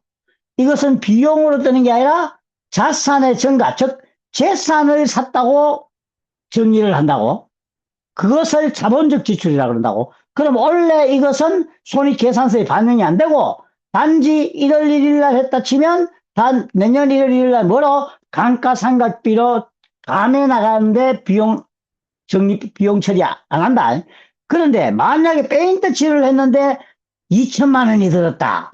이거는 수익적 지출이라고 해서 원래 바로 비용으로 때린다. 수선비로 때려버린다. 그런 차이가 있다. 자본적 지출과 수익적 지출이라는 개념이 있더라. 그 정도만 알아도 여러분 된다. 이게 나중에 깊이 들어가면 이제 실제로 정말로 한 30시간 강의하는 중에서는 이제 이런 이야기들이 나올 수 있는데 지금은 그런 말이 쓰이더라. 그런 정도만 이야기할 수밖에 없다. 자, 근데 요 놈들은 진짜 건물을 6억 5천만짜리 사도 이런 결과가 나오고, 한번 켜볼게요. 6억 5천만짜리 사도 건물에 기중증가액이 나오는데, 기중증가액이라는 게 6억 5천 늘었다는 거잖아. 이렇게 나올 수도 있는데, 이것이 아니라, 아까처럼 건물을 구조적으로 아주 돈을 많이 들여 실어 고쳤다. 그럼 뭐가 하겠어요? 건물 가격이 상승하겠죠. 건물이 4층인데 5층으로 올렸다. 그러면 건물 상급과 똑같죠? 건물 값이 올라갔죠? 그래서 그것을 우리는, 자본적 지출이라고, 대형, 시설을 바꿨을 때, 그래서 건물의 가치가 변할 정도로, 그것이 표가나게 변할 정도로 수선을 했을 때 우리는 그것을 자본적 지출이라고 건물의 증가로 우리는 건물의 가치 증가로 해석을 한다. 안 그러고 쪼매서 깨지는 것은 수선비로 처리하려고 그런 자본적 지출 기준과 수익적 지출 기준이 있는데 그건 세부 규정이라 그건 다 그 방법, 업무 방법 세있지 싶은데 저도 잘 몰라요. 원리는 그렇습니다. 그러면 전기 말에 47억짜리 건물이 있었는데 거기에 엘리베이터를 새로 달았는지 한 층을 더 올렸는지 뭐 모르겠으나 자우턴 건물을 또 6억 5천만짜리 샀는 건 모르겠으나 단기 말에는 이만큼 늘었다. 53억이 됐다. 샀거나 팔아먹었으면 감소가 되겠죠. 그런데 여기 보세요. 감가상각누계액이라는 힘이 있다. 유일하게 어디만 곡이 없다. 업무용 토지에만 없다. 토지에는 감가상각비라는 비용을 안 한다. 왜? 토지는 뭐라 그럴까? 밝아지지 않는다. 즉 소멸하거나 가치가 해마다 떨어져서 나중에 제로가 되지 않는다는 거예요. 토지는. 그래서 감가상각을 하지 않는다. 유일하게. 토지는 감가상각이라는 개념이 없다. 그걸 이해하시면 되고. 그 다음 이건 다 아시죠? 임차 점포 시설물을 이제 우리가 가지고 있다. 임차는 우리가 빌린 점포 시설물이라는 거예요. 임대는 우리가 빌려준 거다. 맞나?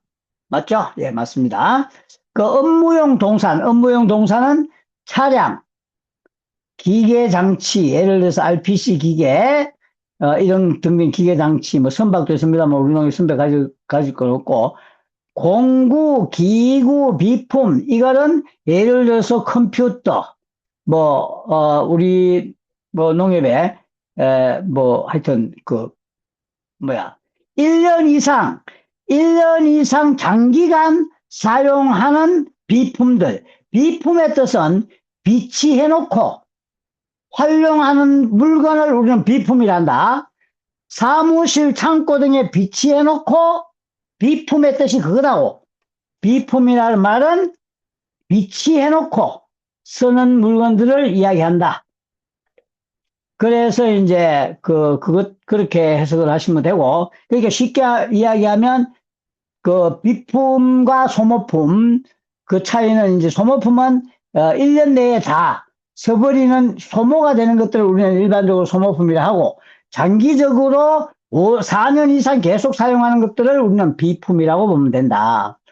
그 다음에 건설 중인 자산은 이거는 뭐냐면 우리 농협이 지금 뭘 하고 있다? 없던 마트를 짓고 있다. 그럼 이걸 지어서 준공하기 전까지는 이것은 건물은 재산은 재산인데 전체가 아니라 지금 현재 반동가리다.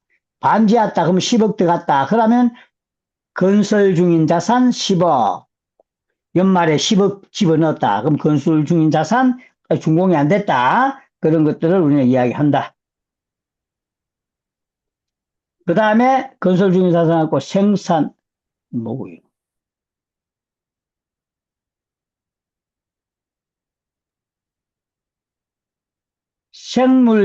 생물자산은 대표적인 게 이제 이 생양품인데 생물자산 이건 동물, 식물 뭐 이렇게 이야기하네. 생물자산은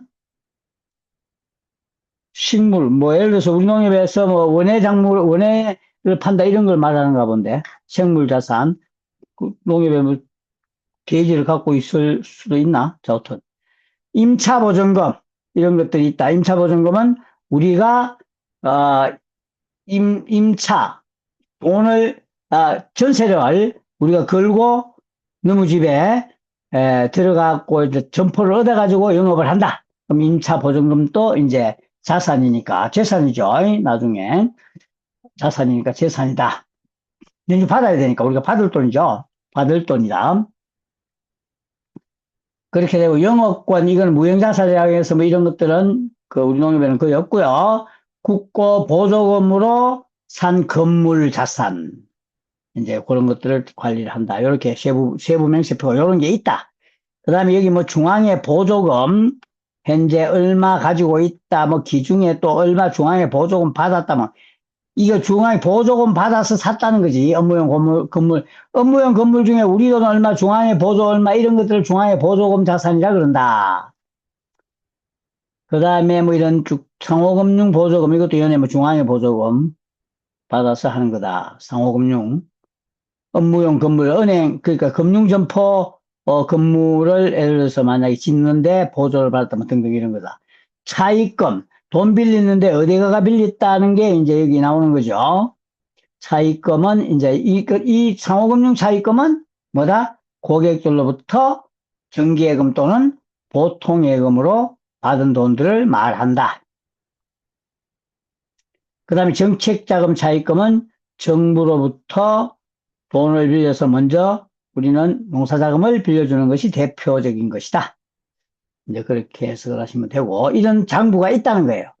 단기 차입금과 장기 차입금은, 단기 차입금은 1년 안에 갚아야 되는 차입금들을 우리는 단기 차입금이라 하고, 장기 차입금이라는 것은 갚는 기 1년 만에 아이가 몇 년에 걸쳐서 갚는 것을 장기 차입금이라고 한다. 그 다음 가지급금. 가지급금은 가짜로 이름 없는 것에 지급했는 돈이다. 이름이 성도 잘 모르는데 지급해놨다. 근데 이름이 없다는 게 아니라, 우리가 모른다는 게 아니라, 계정 과목이 확정되지 않는 그런 것에 일단 돈이 나가 있는 것을 우리는, 가지급금? 가지급금이라 한다. 미리, 우리가, 예를 들어서 수학장이, 야, 돈 좀 50만 원 내봐봐라. 수학장 어디 있었는데요? 그걸 말 안 하고, 그냥 일단 낸주 이야기하자. 돈 50만 원 보내라. 그러면, 그건 가지급금 50만 원 이랬으면 된다고. 빌주면 안 되겠지만. 그렇게 해서 나중에 이제 그게 뭐, 내가 출장 가는데 출장 가갖고 교통비 얼마 뭐 얼마 다 꺼내야 하면 그때는 이제 그 가지급금을 해놨다가 교통비면 뭐 여비 교통비라는 계정 과목이 잡아야 된다. 가수금은 돈을 받았는데 이걸 계정 과목을 확정하지 못한 것을 가수금이란다. 자, 그런 계정 과목의 세부 맹세가 있다. 이런 맹세들이 쫙 있다. 그건 이제 이게 자세하게 적어놨다. 부속명세라는 것은. 그래 해석을 하시면 됩니다. 그러면 이제 상환 준비 예치금은 이제 여기 상환을 위해 가지고 이제 우리가 예치금을 중앙에 예치금을 해놓고 수입을 받는 거죠. 중앙에로부터 상환에 대비해 갖고 돈이 우리가 가진 돈 일정 부분 예치를 해야 된다. 중앙에. 그 예치했는 데 대한 이자를 중앙에로부터 받았다. 예치금 이자를 받았다. 예치금 이자를 받았다. 그 다음에 뭐 정기 예치금. 우리 농협에서 돈이 예수금은 많은데 대출이 잘 안 되잖아요. 그러면 그것을 정기 예치금으로 중앙에다가 우리 농협이 갖고 있으면 이자를 고스란히 다 물어줘야 되기 때문에 거기에 대해서 중앙에 이자가 사지만 중앙에다가 정기예금을 해놓는다. 상당 기간 우리가 빌려줄 가능성이 없을 때 임시예치금이 뭐 임시로 잠깐 맡겨놓는 그런 돈이다. 이제 이렇게 생각하시면 되고, 대출금 이자. 대출금 이자는 이제 그 우리 농협이 일반 대출금, 고객들한테 빌려주, 상호금융 대출이라는 것은 이제 고객들한테 빌려준 돈을 상호금융 대출이라 한다. 우리 농협협동조합에는 대출금 이자가 요거죠. 이자가 원래 기준 수입액이 이거다. 그러고 대출금 이 차감이자라는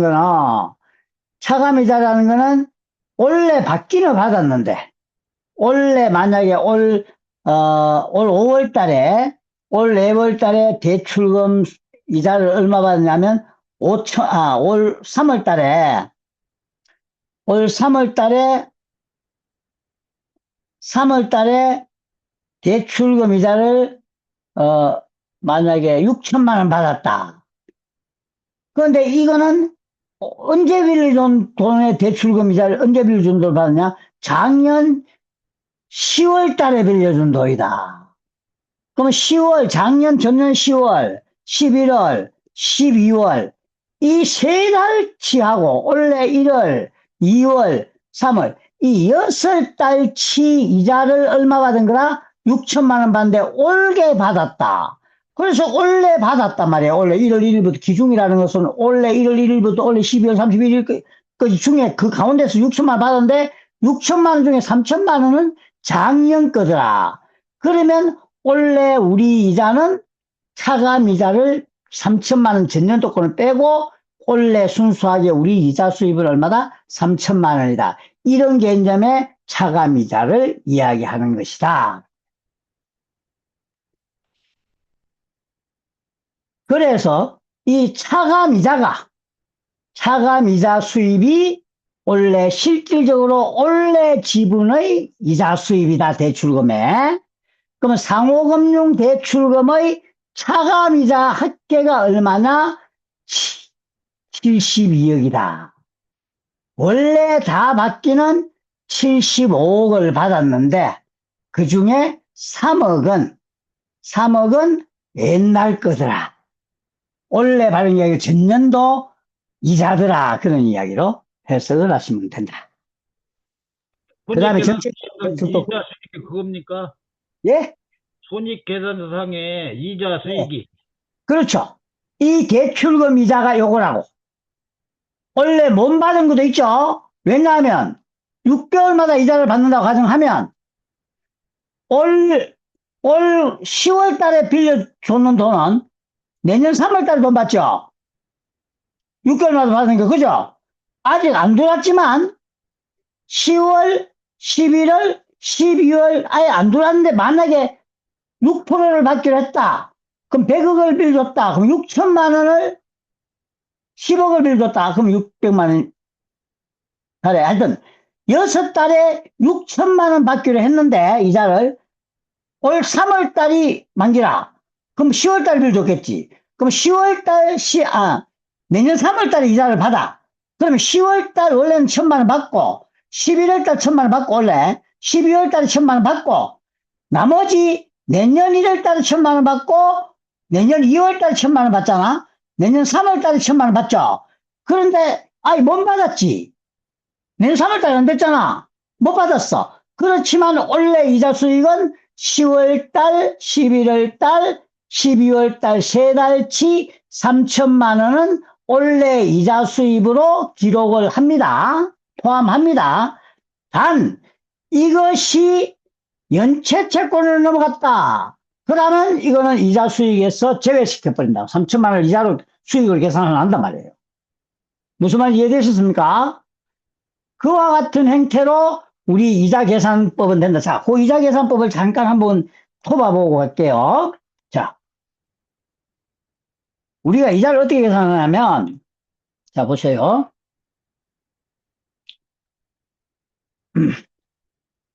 두 가지 종류가 발생할 수 있죠. 원래 기중에 이자를 받았어. 그런데 이게 3월 달에 받았어. 6천만 원을 받았어. 그러면 이것은 3월 달 6천만 원인데 6개월마다 받는다고 가정했을 때 전기에 10월 달을 좋겠죠. 10월, 11월, 12월 석 달, 1월, 2월, 3월. 그래서 3월 달에 6천만 원을 받았단 말이에요. 그럼 원래 실제 단기 이자 수령액은 아까 봤던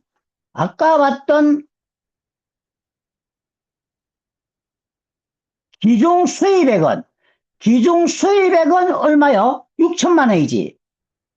그죠? 원래 돈을 받았잖아, 일단 6천만 원.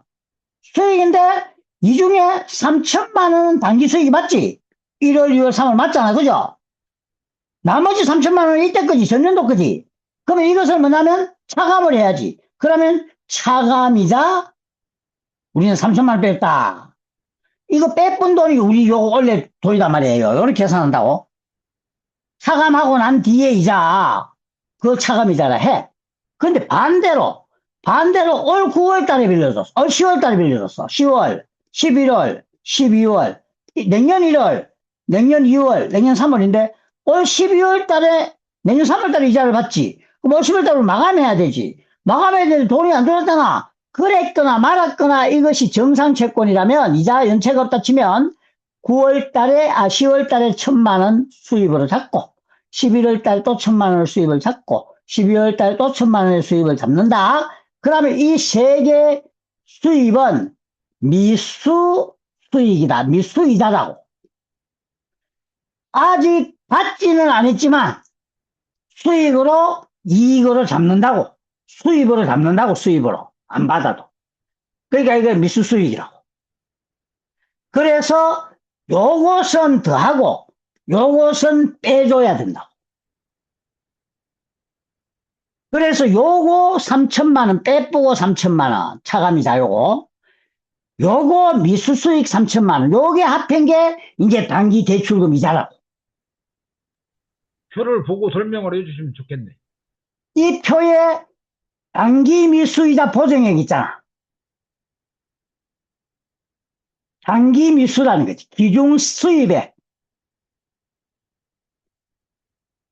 그래서 대출금 이자는 요게 이제 원래 총 대출금 이자가 아니라 요 놈에서 요 놈을 뺀 요게 실제 원래 우리 대출금 수익이다. 그럼 요거 어떻게 해석할 거나? 잘 보셔요. 자, 원래 받은 돈은 이거라. 받은 돈인데 이 중에는 얼마가 작년 거냐? 요게 작년 거라. 그럼 요게 올해 받았는데 요걸 빼야 되겠죠? 실제 받았는데. 그러면 이놈을 빼면 그럼 계산을 한번 해볼까요? 자, 이 계산을 누가 한번 내가 계산기를 가지고 가는 게 더 빠르겠네. 자, 봐봐. 요거 한번 보세요. 이해가 안 돼도 어떤 거 모르는 수도 있는데. 자, 보십시오. 여기서 여러분께서 뭘 계산하냐면, 자, 원래 받은 돈은 요거라. 753840이야. 753840이 중에 요 놈은 전년도 못이야. 이 중에 전년도 거 원래 받기는 이렇게 받았는데 이 중에 요 돈은 작년의 수입인데 이자가 10월, 11월, 12월 이달 전년도 이거 이자인데 요만큼은 이게 원래 받았는 금액이라는 뜻이야. 이거는 기존 받았는 돈이야. 그러면 원래 받았는 753840에서 작년 돈을 빼야 되겠지. 작년 돈이 810478이지. 빼기 810478. 이꼴을 하면 얼마냐면 요걸 우선 딱 빼면 요 값이 얼마냐면 6727924. 6727924라. 27924다. 그런데 요 돈을 때 6727924인데 여기다 뭘 해? 원래 받지는 않았지만 받아야 될 돈인데 내년 3월달이 6개월째 되는 날이라 원래 10월, 11월, 12월분 즉 원래 소속된 부분을 못 받았지. 안 받았는 것도 우리는 수입을 쳐야지. 여기 원래 작년 거 뺀 수입인데 원래 못 받았는 그 요돈이라고. 그럼 요 돈을 또 더해야지. 그럼 요걸 더하면 어떻게 되냐? 530236이지. 530236이다. 그러면 얼마가 나오나? 요 이자가 나온다 이거지. 7258160이라는 거야. 그래서 요게 실질적으로 올게 순수 대출금 이자다. 요 놈에는 요 수입에는 기준 수입에는 뭐가 포함이 되어 있다? 전년도 이자 수익이 여기 포함이 되어 있는데 그 액수가 뭐다? 요거다. 다시 컨트롤 A 될. 요거는 원래 실질로 받은 수입이라. 기준 수입에 실질로 우리가 돈을 받아 짓는데, 이 중에는 원래 수익만 있는 게 아니라, 전년도 수익도 인게 있다는 거지. 왜? 전년도 10월달 이자, 11월달 이자, 12월달 이자를 요거 6개월마다 받으니까 1월, 2월, 3월 합해 6천만 원을 받았지. 다달이 1천만 원 이자 같으면. 근데 6천만 원 중에 1, 2, 3월달 3천만 원은 우리 돈이지. 원래 돈 받지. 원래 수익이지. 작년 10월달 이자고 작년 11월달, 작년 12월달은 전년도 수익이잖아, 이거는. 받기만 원래 받았을 뿐이라는 거야. 내가 10년 전에 소 팔아가지고 돈을 원래 받았어. 그럼 원래 수입이야. 아니라고. 그건 10년 전에 수입인데 원래 받았는 거지. 그것은 원래 수익이 아니라 내가 받을 수 있었던 빌려준 돈을 원래 받은 거야. 그럼 언제 그 소를 팔았을 때 수익을 잡나? 팔았는 그에 잡는다고. 그래서 요거는 대출금이자 환출이라는 건 전년분 이자다. 전년분 이자다. 전년도분. 전년도 수익분의 이자다. 수익부분의 이자다는 거지. 그래서 원래 받은 돈에서 전년도 수익은 빼야 원래 순수한 수익이 나올 거 아닌가 왜? 그 따다가 원래 수익은 발생했는데 이 내년 3월달에 이자 받는 날이야. 아니 못 받았어. 그 못 받은 것 중에 원래 부분에 해당하는 놈은 요게 더해야 된다는 거지. 요걸 차감한 데 대해서 요걸 또 더해야 된다는 거지. 그러면 요것이 나온다 이거지. 그러니까 쉽게 말하면 이런 거예요. 컨트롤 A. 원래 이런 기간이 딱 있다. 이게 원래 1월 1일이야. 1월 1일. 이게 여기 작년도야. 작년도에 이익이 100만 원이고 원래 물건 팔았는 게 100만 원이야. 판돈이잖아요. 그러면 원래 100만 원, 원래 파는 게 100만 원이면 언제 받았냐 이 돈을 올 3월 1일 날 받았어. 그럼 3월 1일 날 받았으면 얼마를 받았겠어요? 작년에 거 안 받고 3월 1일 뭐다 받았으니까 200원 받았겠지. 200원 받았는데 이거 원래 수입은 얼마야? 원래 물건은 얼마씩 원래 얼마 팔아서 100원 팔았어. 나머지 100원은 작년 거지. 그럼 이 100원의 차감이지. 빼야지 100원만 놔놓고 이 차감이자가 요거라고. 환출이라고 요거. 환출이고 요거 뺏는 돈이 요건데 요거 뺀 돈만 여기 아니라 그럼 원래 이 끝머리 가면 이게 이제 내년이야. 그런데 원래 받아야 되는데 요거 우리 100원 줄 때 받아야 되는데 이마들이 받는 날이 이날 200원 한참에 받기로 계약이 돼 있어. 이자는 6개월마다 한 받는 게 맞죠? 그러면 이때 이자 또 100만 원이라. 그러면 이때 100만 원이 못 받았지. 이 내년도 다음에 받기로 돼 있잖아. 못 받은 돈도 올해 돈에 포함시켜야 된다. 원래 받은 돈 중에 전년도 거는 계산해야 되고 원래 실제로 이자를 받아야 되는데 내년에 받아야 되는 거는 올해 계산을 해. 그럼 내년 놈은 200원 받았겠지. 200원 받았는데 올해 걸 작년에 벌써 계산해가 가고붙잖아. 그럼 100원을 내년 되면 이 100원은 차감이자가 돼. 환출이 되는 거지. 이해 안 돼요? 됐습니다. 예, 보정부와 간의 환출이 두 개가 왔다 갔다 하네. 그렇습니다. 그래서 우리가 예대 마진을 계산할 때 잘 보셔. 자, 여기서 예대 마진이라는 게 나오죠? 잠깐만. 예대 마진은 뭐냐? 마진이라는 말을 우리 많이 쓰잖아요. 마진이 뭐야? 예대 마진이라는 게 무슨 말이냐? 응? 예대 마진이라는 게 뭐냐? 이게 자꾸 이래 가나?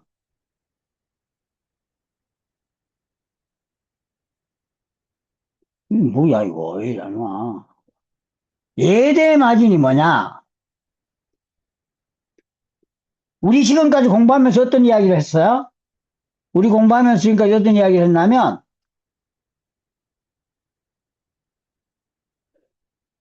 매출액, 매출 원가 했죠? 매출액은 영업수익하고 같은 말이다. 매출 원가는 영업 비용과 같은 말이다. 이렇게 했어요. 요 밑에 뭐가 있었어요? 매출 총이익이 있었죠. 이걸 뭐라 했어요? 원가를 뺀 이익을 매출 총이익이라 한다 했죠. 이걸 비료를 1,000만 원에 공장에 사왔어. 2,000만 원에 팔았어. 그럼 원가 빼고 얼마 남았어? 1,000만 원짜리 원가 1,000만 원짜리 사갖고 2,000만 원 팔았지. 그럼 1,000만 원 남았지. 이 1,000만 원 남은 걸 원가 빼고 남은 돈을 매출 총이익이라 했죠. 이것은 뭐냐면 그럼 마진은 얼마고? 마진은 1,000만 원이죠. 1,000만 원에 띄워갖고 2,000만 원을 받았으니까 마진은 1,000만 원이라는 거예요. 그죠? 야, 너 마진 얼마 붙여 팔아먹냐? 100원에 띄어서 150원에 판다. 그럼 이 마진 얼마 받은 거야? 마진 50원 받은 거잖아. 그죠? 그걸 마진이라 하잖아. 그래서 예대 마진도 똑같다는 거지. 예대 마진을 여기에 대입해보면 어떠냐? 네 예금을 얼마에 띄워서? 예금, 정기예금. 예금을 고객들로부터 이자 얼마에 받았냐고. 이자 3% 주기로 하고. 예대 마진 3% 주기로 하고 100억을 빌렸어. 그럼 100억을 얼마 주고 빌려줬어? 6% 받고 빌려줬어.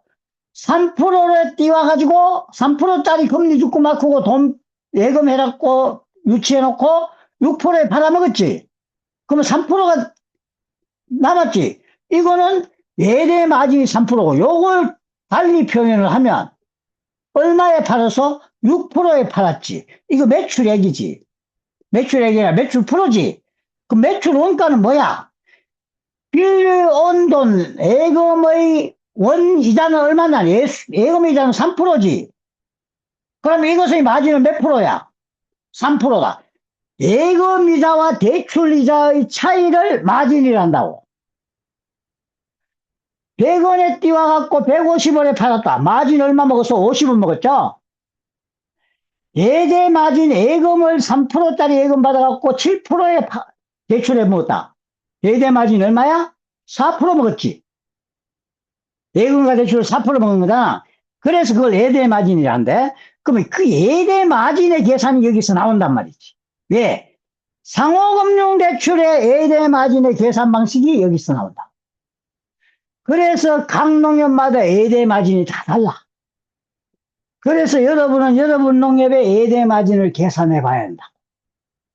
예대 마진이 크다는 것은 예금주에게,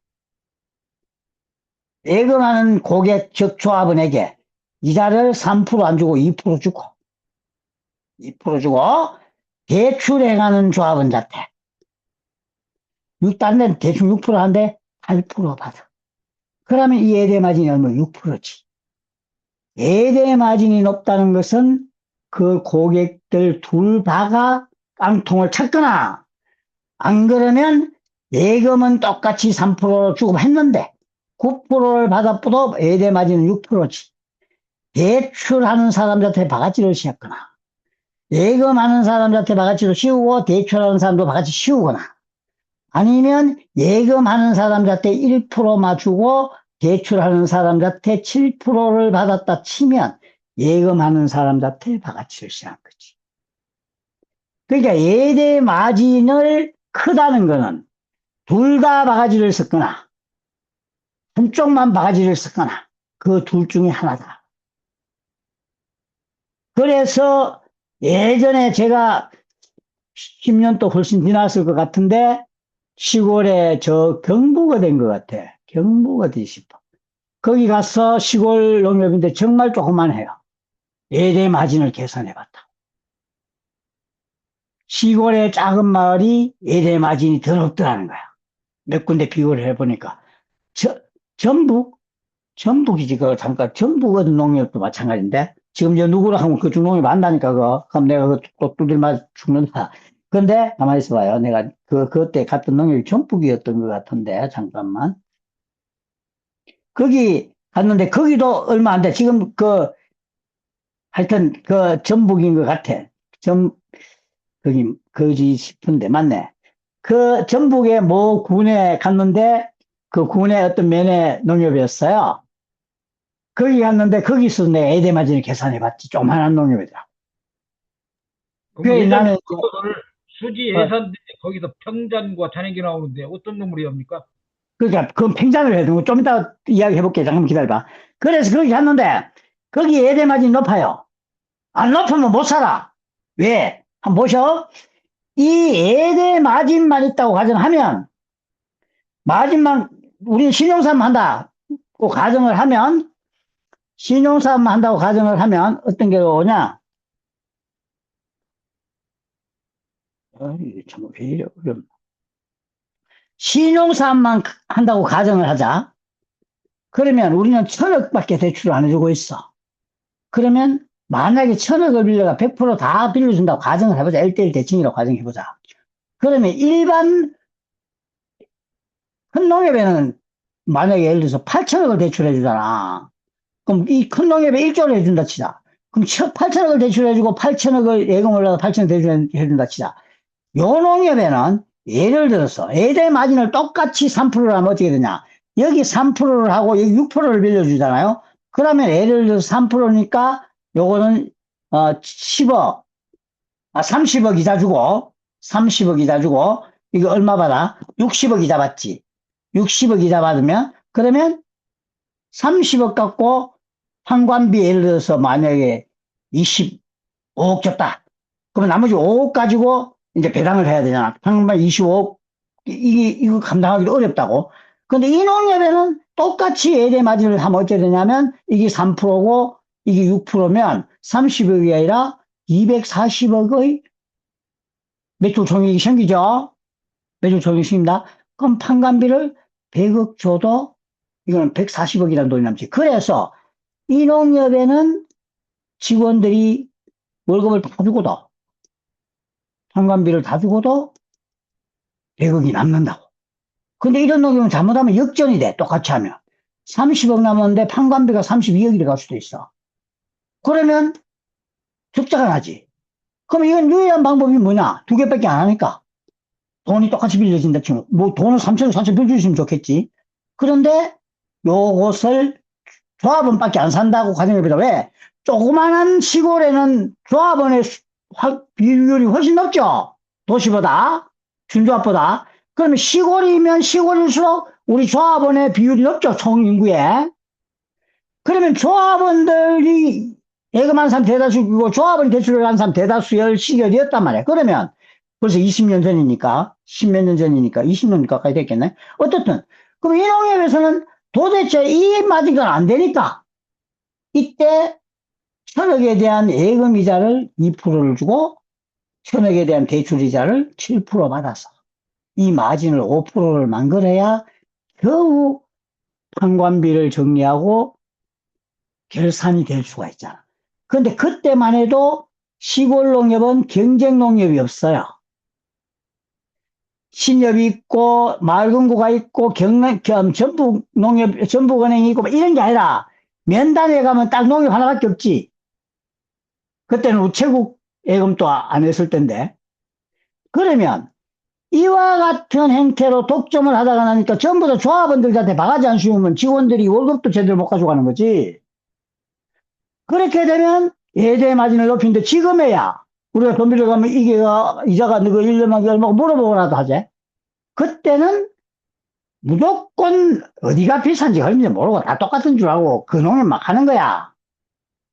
그런 어려운 시절이 있었어요. 그래서 여러분은 여러분 농협도 예대 마진을 한 번씩 계산해 볼 필요는 있다. 물론 도시농협의 직원들한테 그 이야기를 말하냐면 우리는 경영 기술이 좋아가지고 예대 마진을 높여도 친절히 하고 설명도 잘하고 기술이 좋아서 이자가 조금 비싸도 예대 마진 좀 높아도 우리 농협에 고객들이 많이 온다. 백화점이 좀 비싼 거 똑같다. 이렇게 이야기를 하는데 그건 난 잘 모르겠고 그러나 그런 행태로 운영이 된다. 그럼 예대 마진 계산법이라는 것보다 이 마진 어떤 건지 봤죠? 예대 마진 계산은 뭐냐면 총 대출금 이자 어? 총 대출금의 이자 총 대출금 팽단의 이자 그러면 대출금 평균 이자율이 나오겠죠? 그죠? 자, 대출금이 1,000억이다. 그런데 만약에 이자를 10억 받았다. 그러면 이자 이자율은 얼마냐? X하면 1%죠. 맞죠? 대출금 평균 이자율이 1%라고. 1,000억을 빌려주고 10%의 이자를 받았다 치면 이 이자율은 1%다. 그럼 대출금 이자율 나왔지? 그럼 이제 뭐만 구하면 돼? 이자는 예수금 이자만 구하면 되지. 그죠? 그래서 요와 같은 원리로 계산을 하는데 그러면 이 집에 이제 간 김에 와 이거 안 되네. 간 김에 오늘 다 못하겠네. 자, 우선 일단 요 예대 마진은 아까 이야기한 것처럼 중요하다. 그래서 예대 마진은 다음 시간에 예대 마진부터 시작해서 내일 이 나머지 뒷장부 대손충당금이 나오고 뭐 이렇게 좀 나오는데 이 부분에 대해서 제가 아는 부분만 설명한다. 모르는 거는 난 모른다. 그런 이야기고. 그럼 아는 데까지 내일 가는 데까지 한번 가본다. 아는 데까지. 그래서 어떻든 내일은 이제 종강을 하는 것으로 하겠습니다. 요 예대 마진은 감사님 내일 전부 다 정리를 우리 계산 한번 해보고 그래서 이제 이래요. 우리 농협은 예대 마진을 저희 농협은 예대 마진을 결산 아니, 거의 다 요약서에 끝나가니까, 그래. 결산 요약서에 우리 농협은 예대 마진을 계산해서 딱 이어라 해서 박아였습니다. 안 그러면 감사인 내가 감사 보고서에 작년 한 해 예대 마진은 얼마였다고 내가 쓸까 요약 보고서에 붙이실랍니까? 붙이겠습니다. 그래서 이제 우리는 지금 아직 붙이고 있거든요. 예대 마진만 따로 몇 가지가 있어요. 중요 장부로. 우리는 이 결산도 너무 두꺼우니까 저희 농협은 결산 요약서라는 대의원들이 요구한 항목들만 뽑아서 내주는 게 따로 있어. 그래서 우리는 조금 다 두꺼운 다 안 보니까 하도 대의원들이 다 안 보니까 중요한 예대 마진이라든지 뭐 이런 것들은 조금 계산해서 내보이죠. 그러나 아직까지 실질 손익은 절대로 계산해 줄래 해도 안 해준다.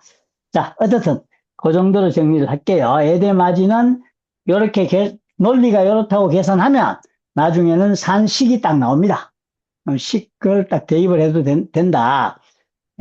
그렇게 이야기를 할게요. 일단 오늘 지금 2시간 됐는 거 맞죠? 늦게 시작했지만 한 10분, 20분 늦었나요? 그래서 오늘은 요 정도로 일단 마무리를 하고요. 이 컴퓨터가 지금 아직까지 다른 화면에다가 지금 그림을 그리고 막 이렇게 글을 쓰니까 영 더 어두네요. 실력도 없는 데다가. 자, 어떻든 다음에 혹시 제가 넘어서 가면 예대 마진부터 하기로 했다고 이야기해 주십시오. 자, 오늘 강의는 이것으로 일단 종료하도록 하겠습니다. 수고 많이 하셨습니다. 회장님 마무리해 주세요. 아유, 고생하셨습니다. 근데 오늘 느닷없이, 중간 부분에 대해서 전혀 생각지도 못했던 부분들이, 이제 저희 같이 몇 번씩 들어본 사람도 귀에 들어오긴 하는데, 오늘 처음 강의 접한 분들은 이 내용들이 귀에 얼마나 들어올까 참 우려스러운 그런 생각도 들어갑니다.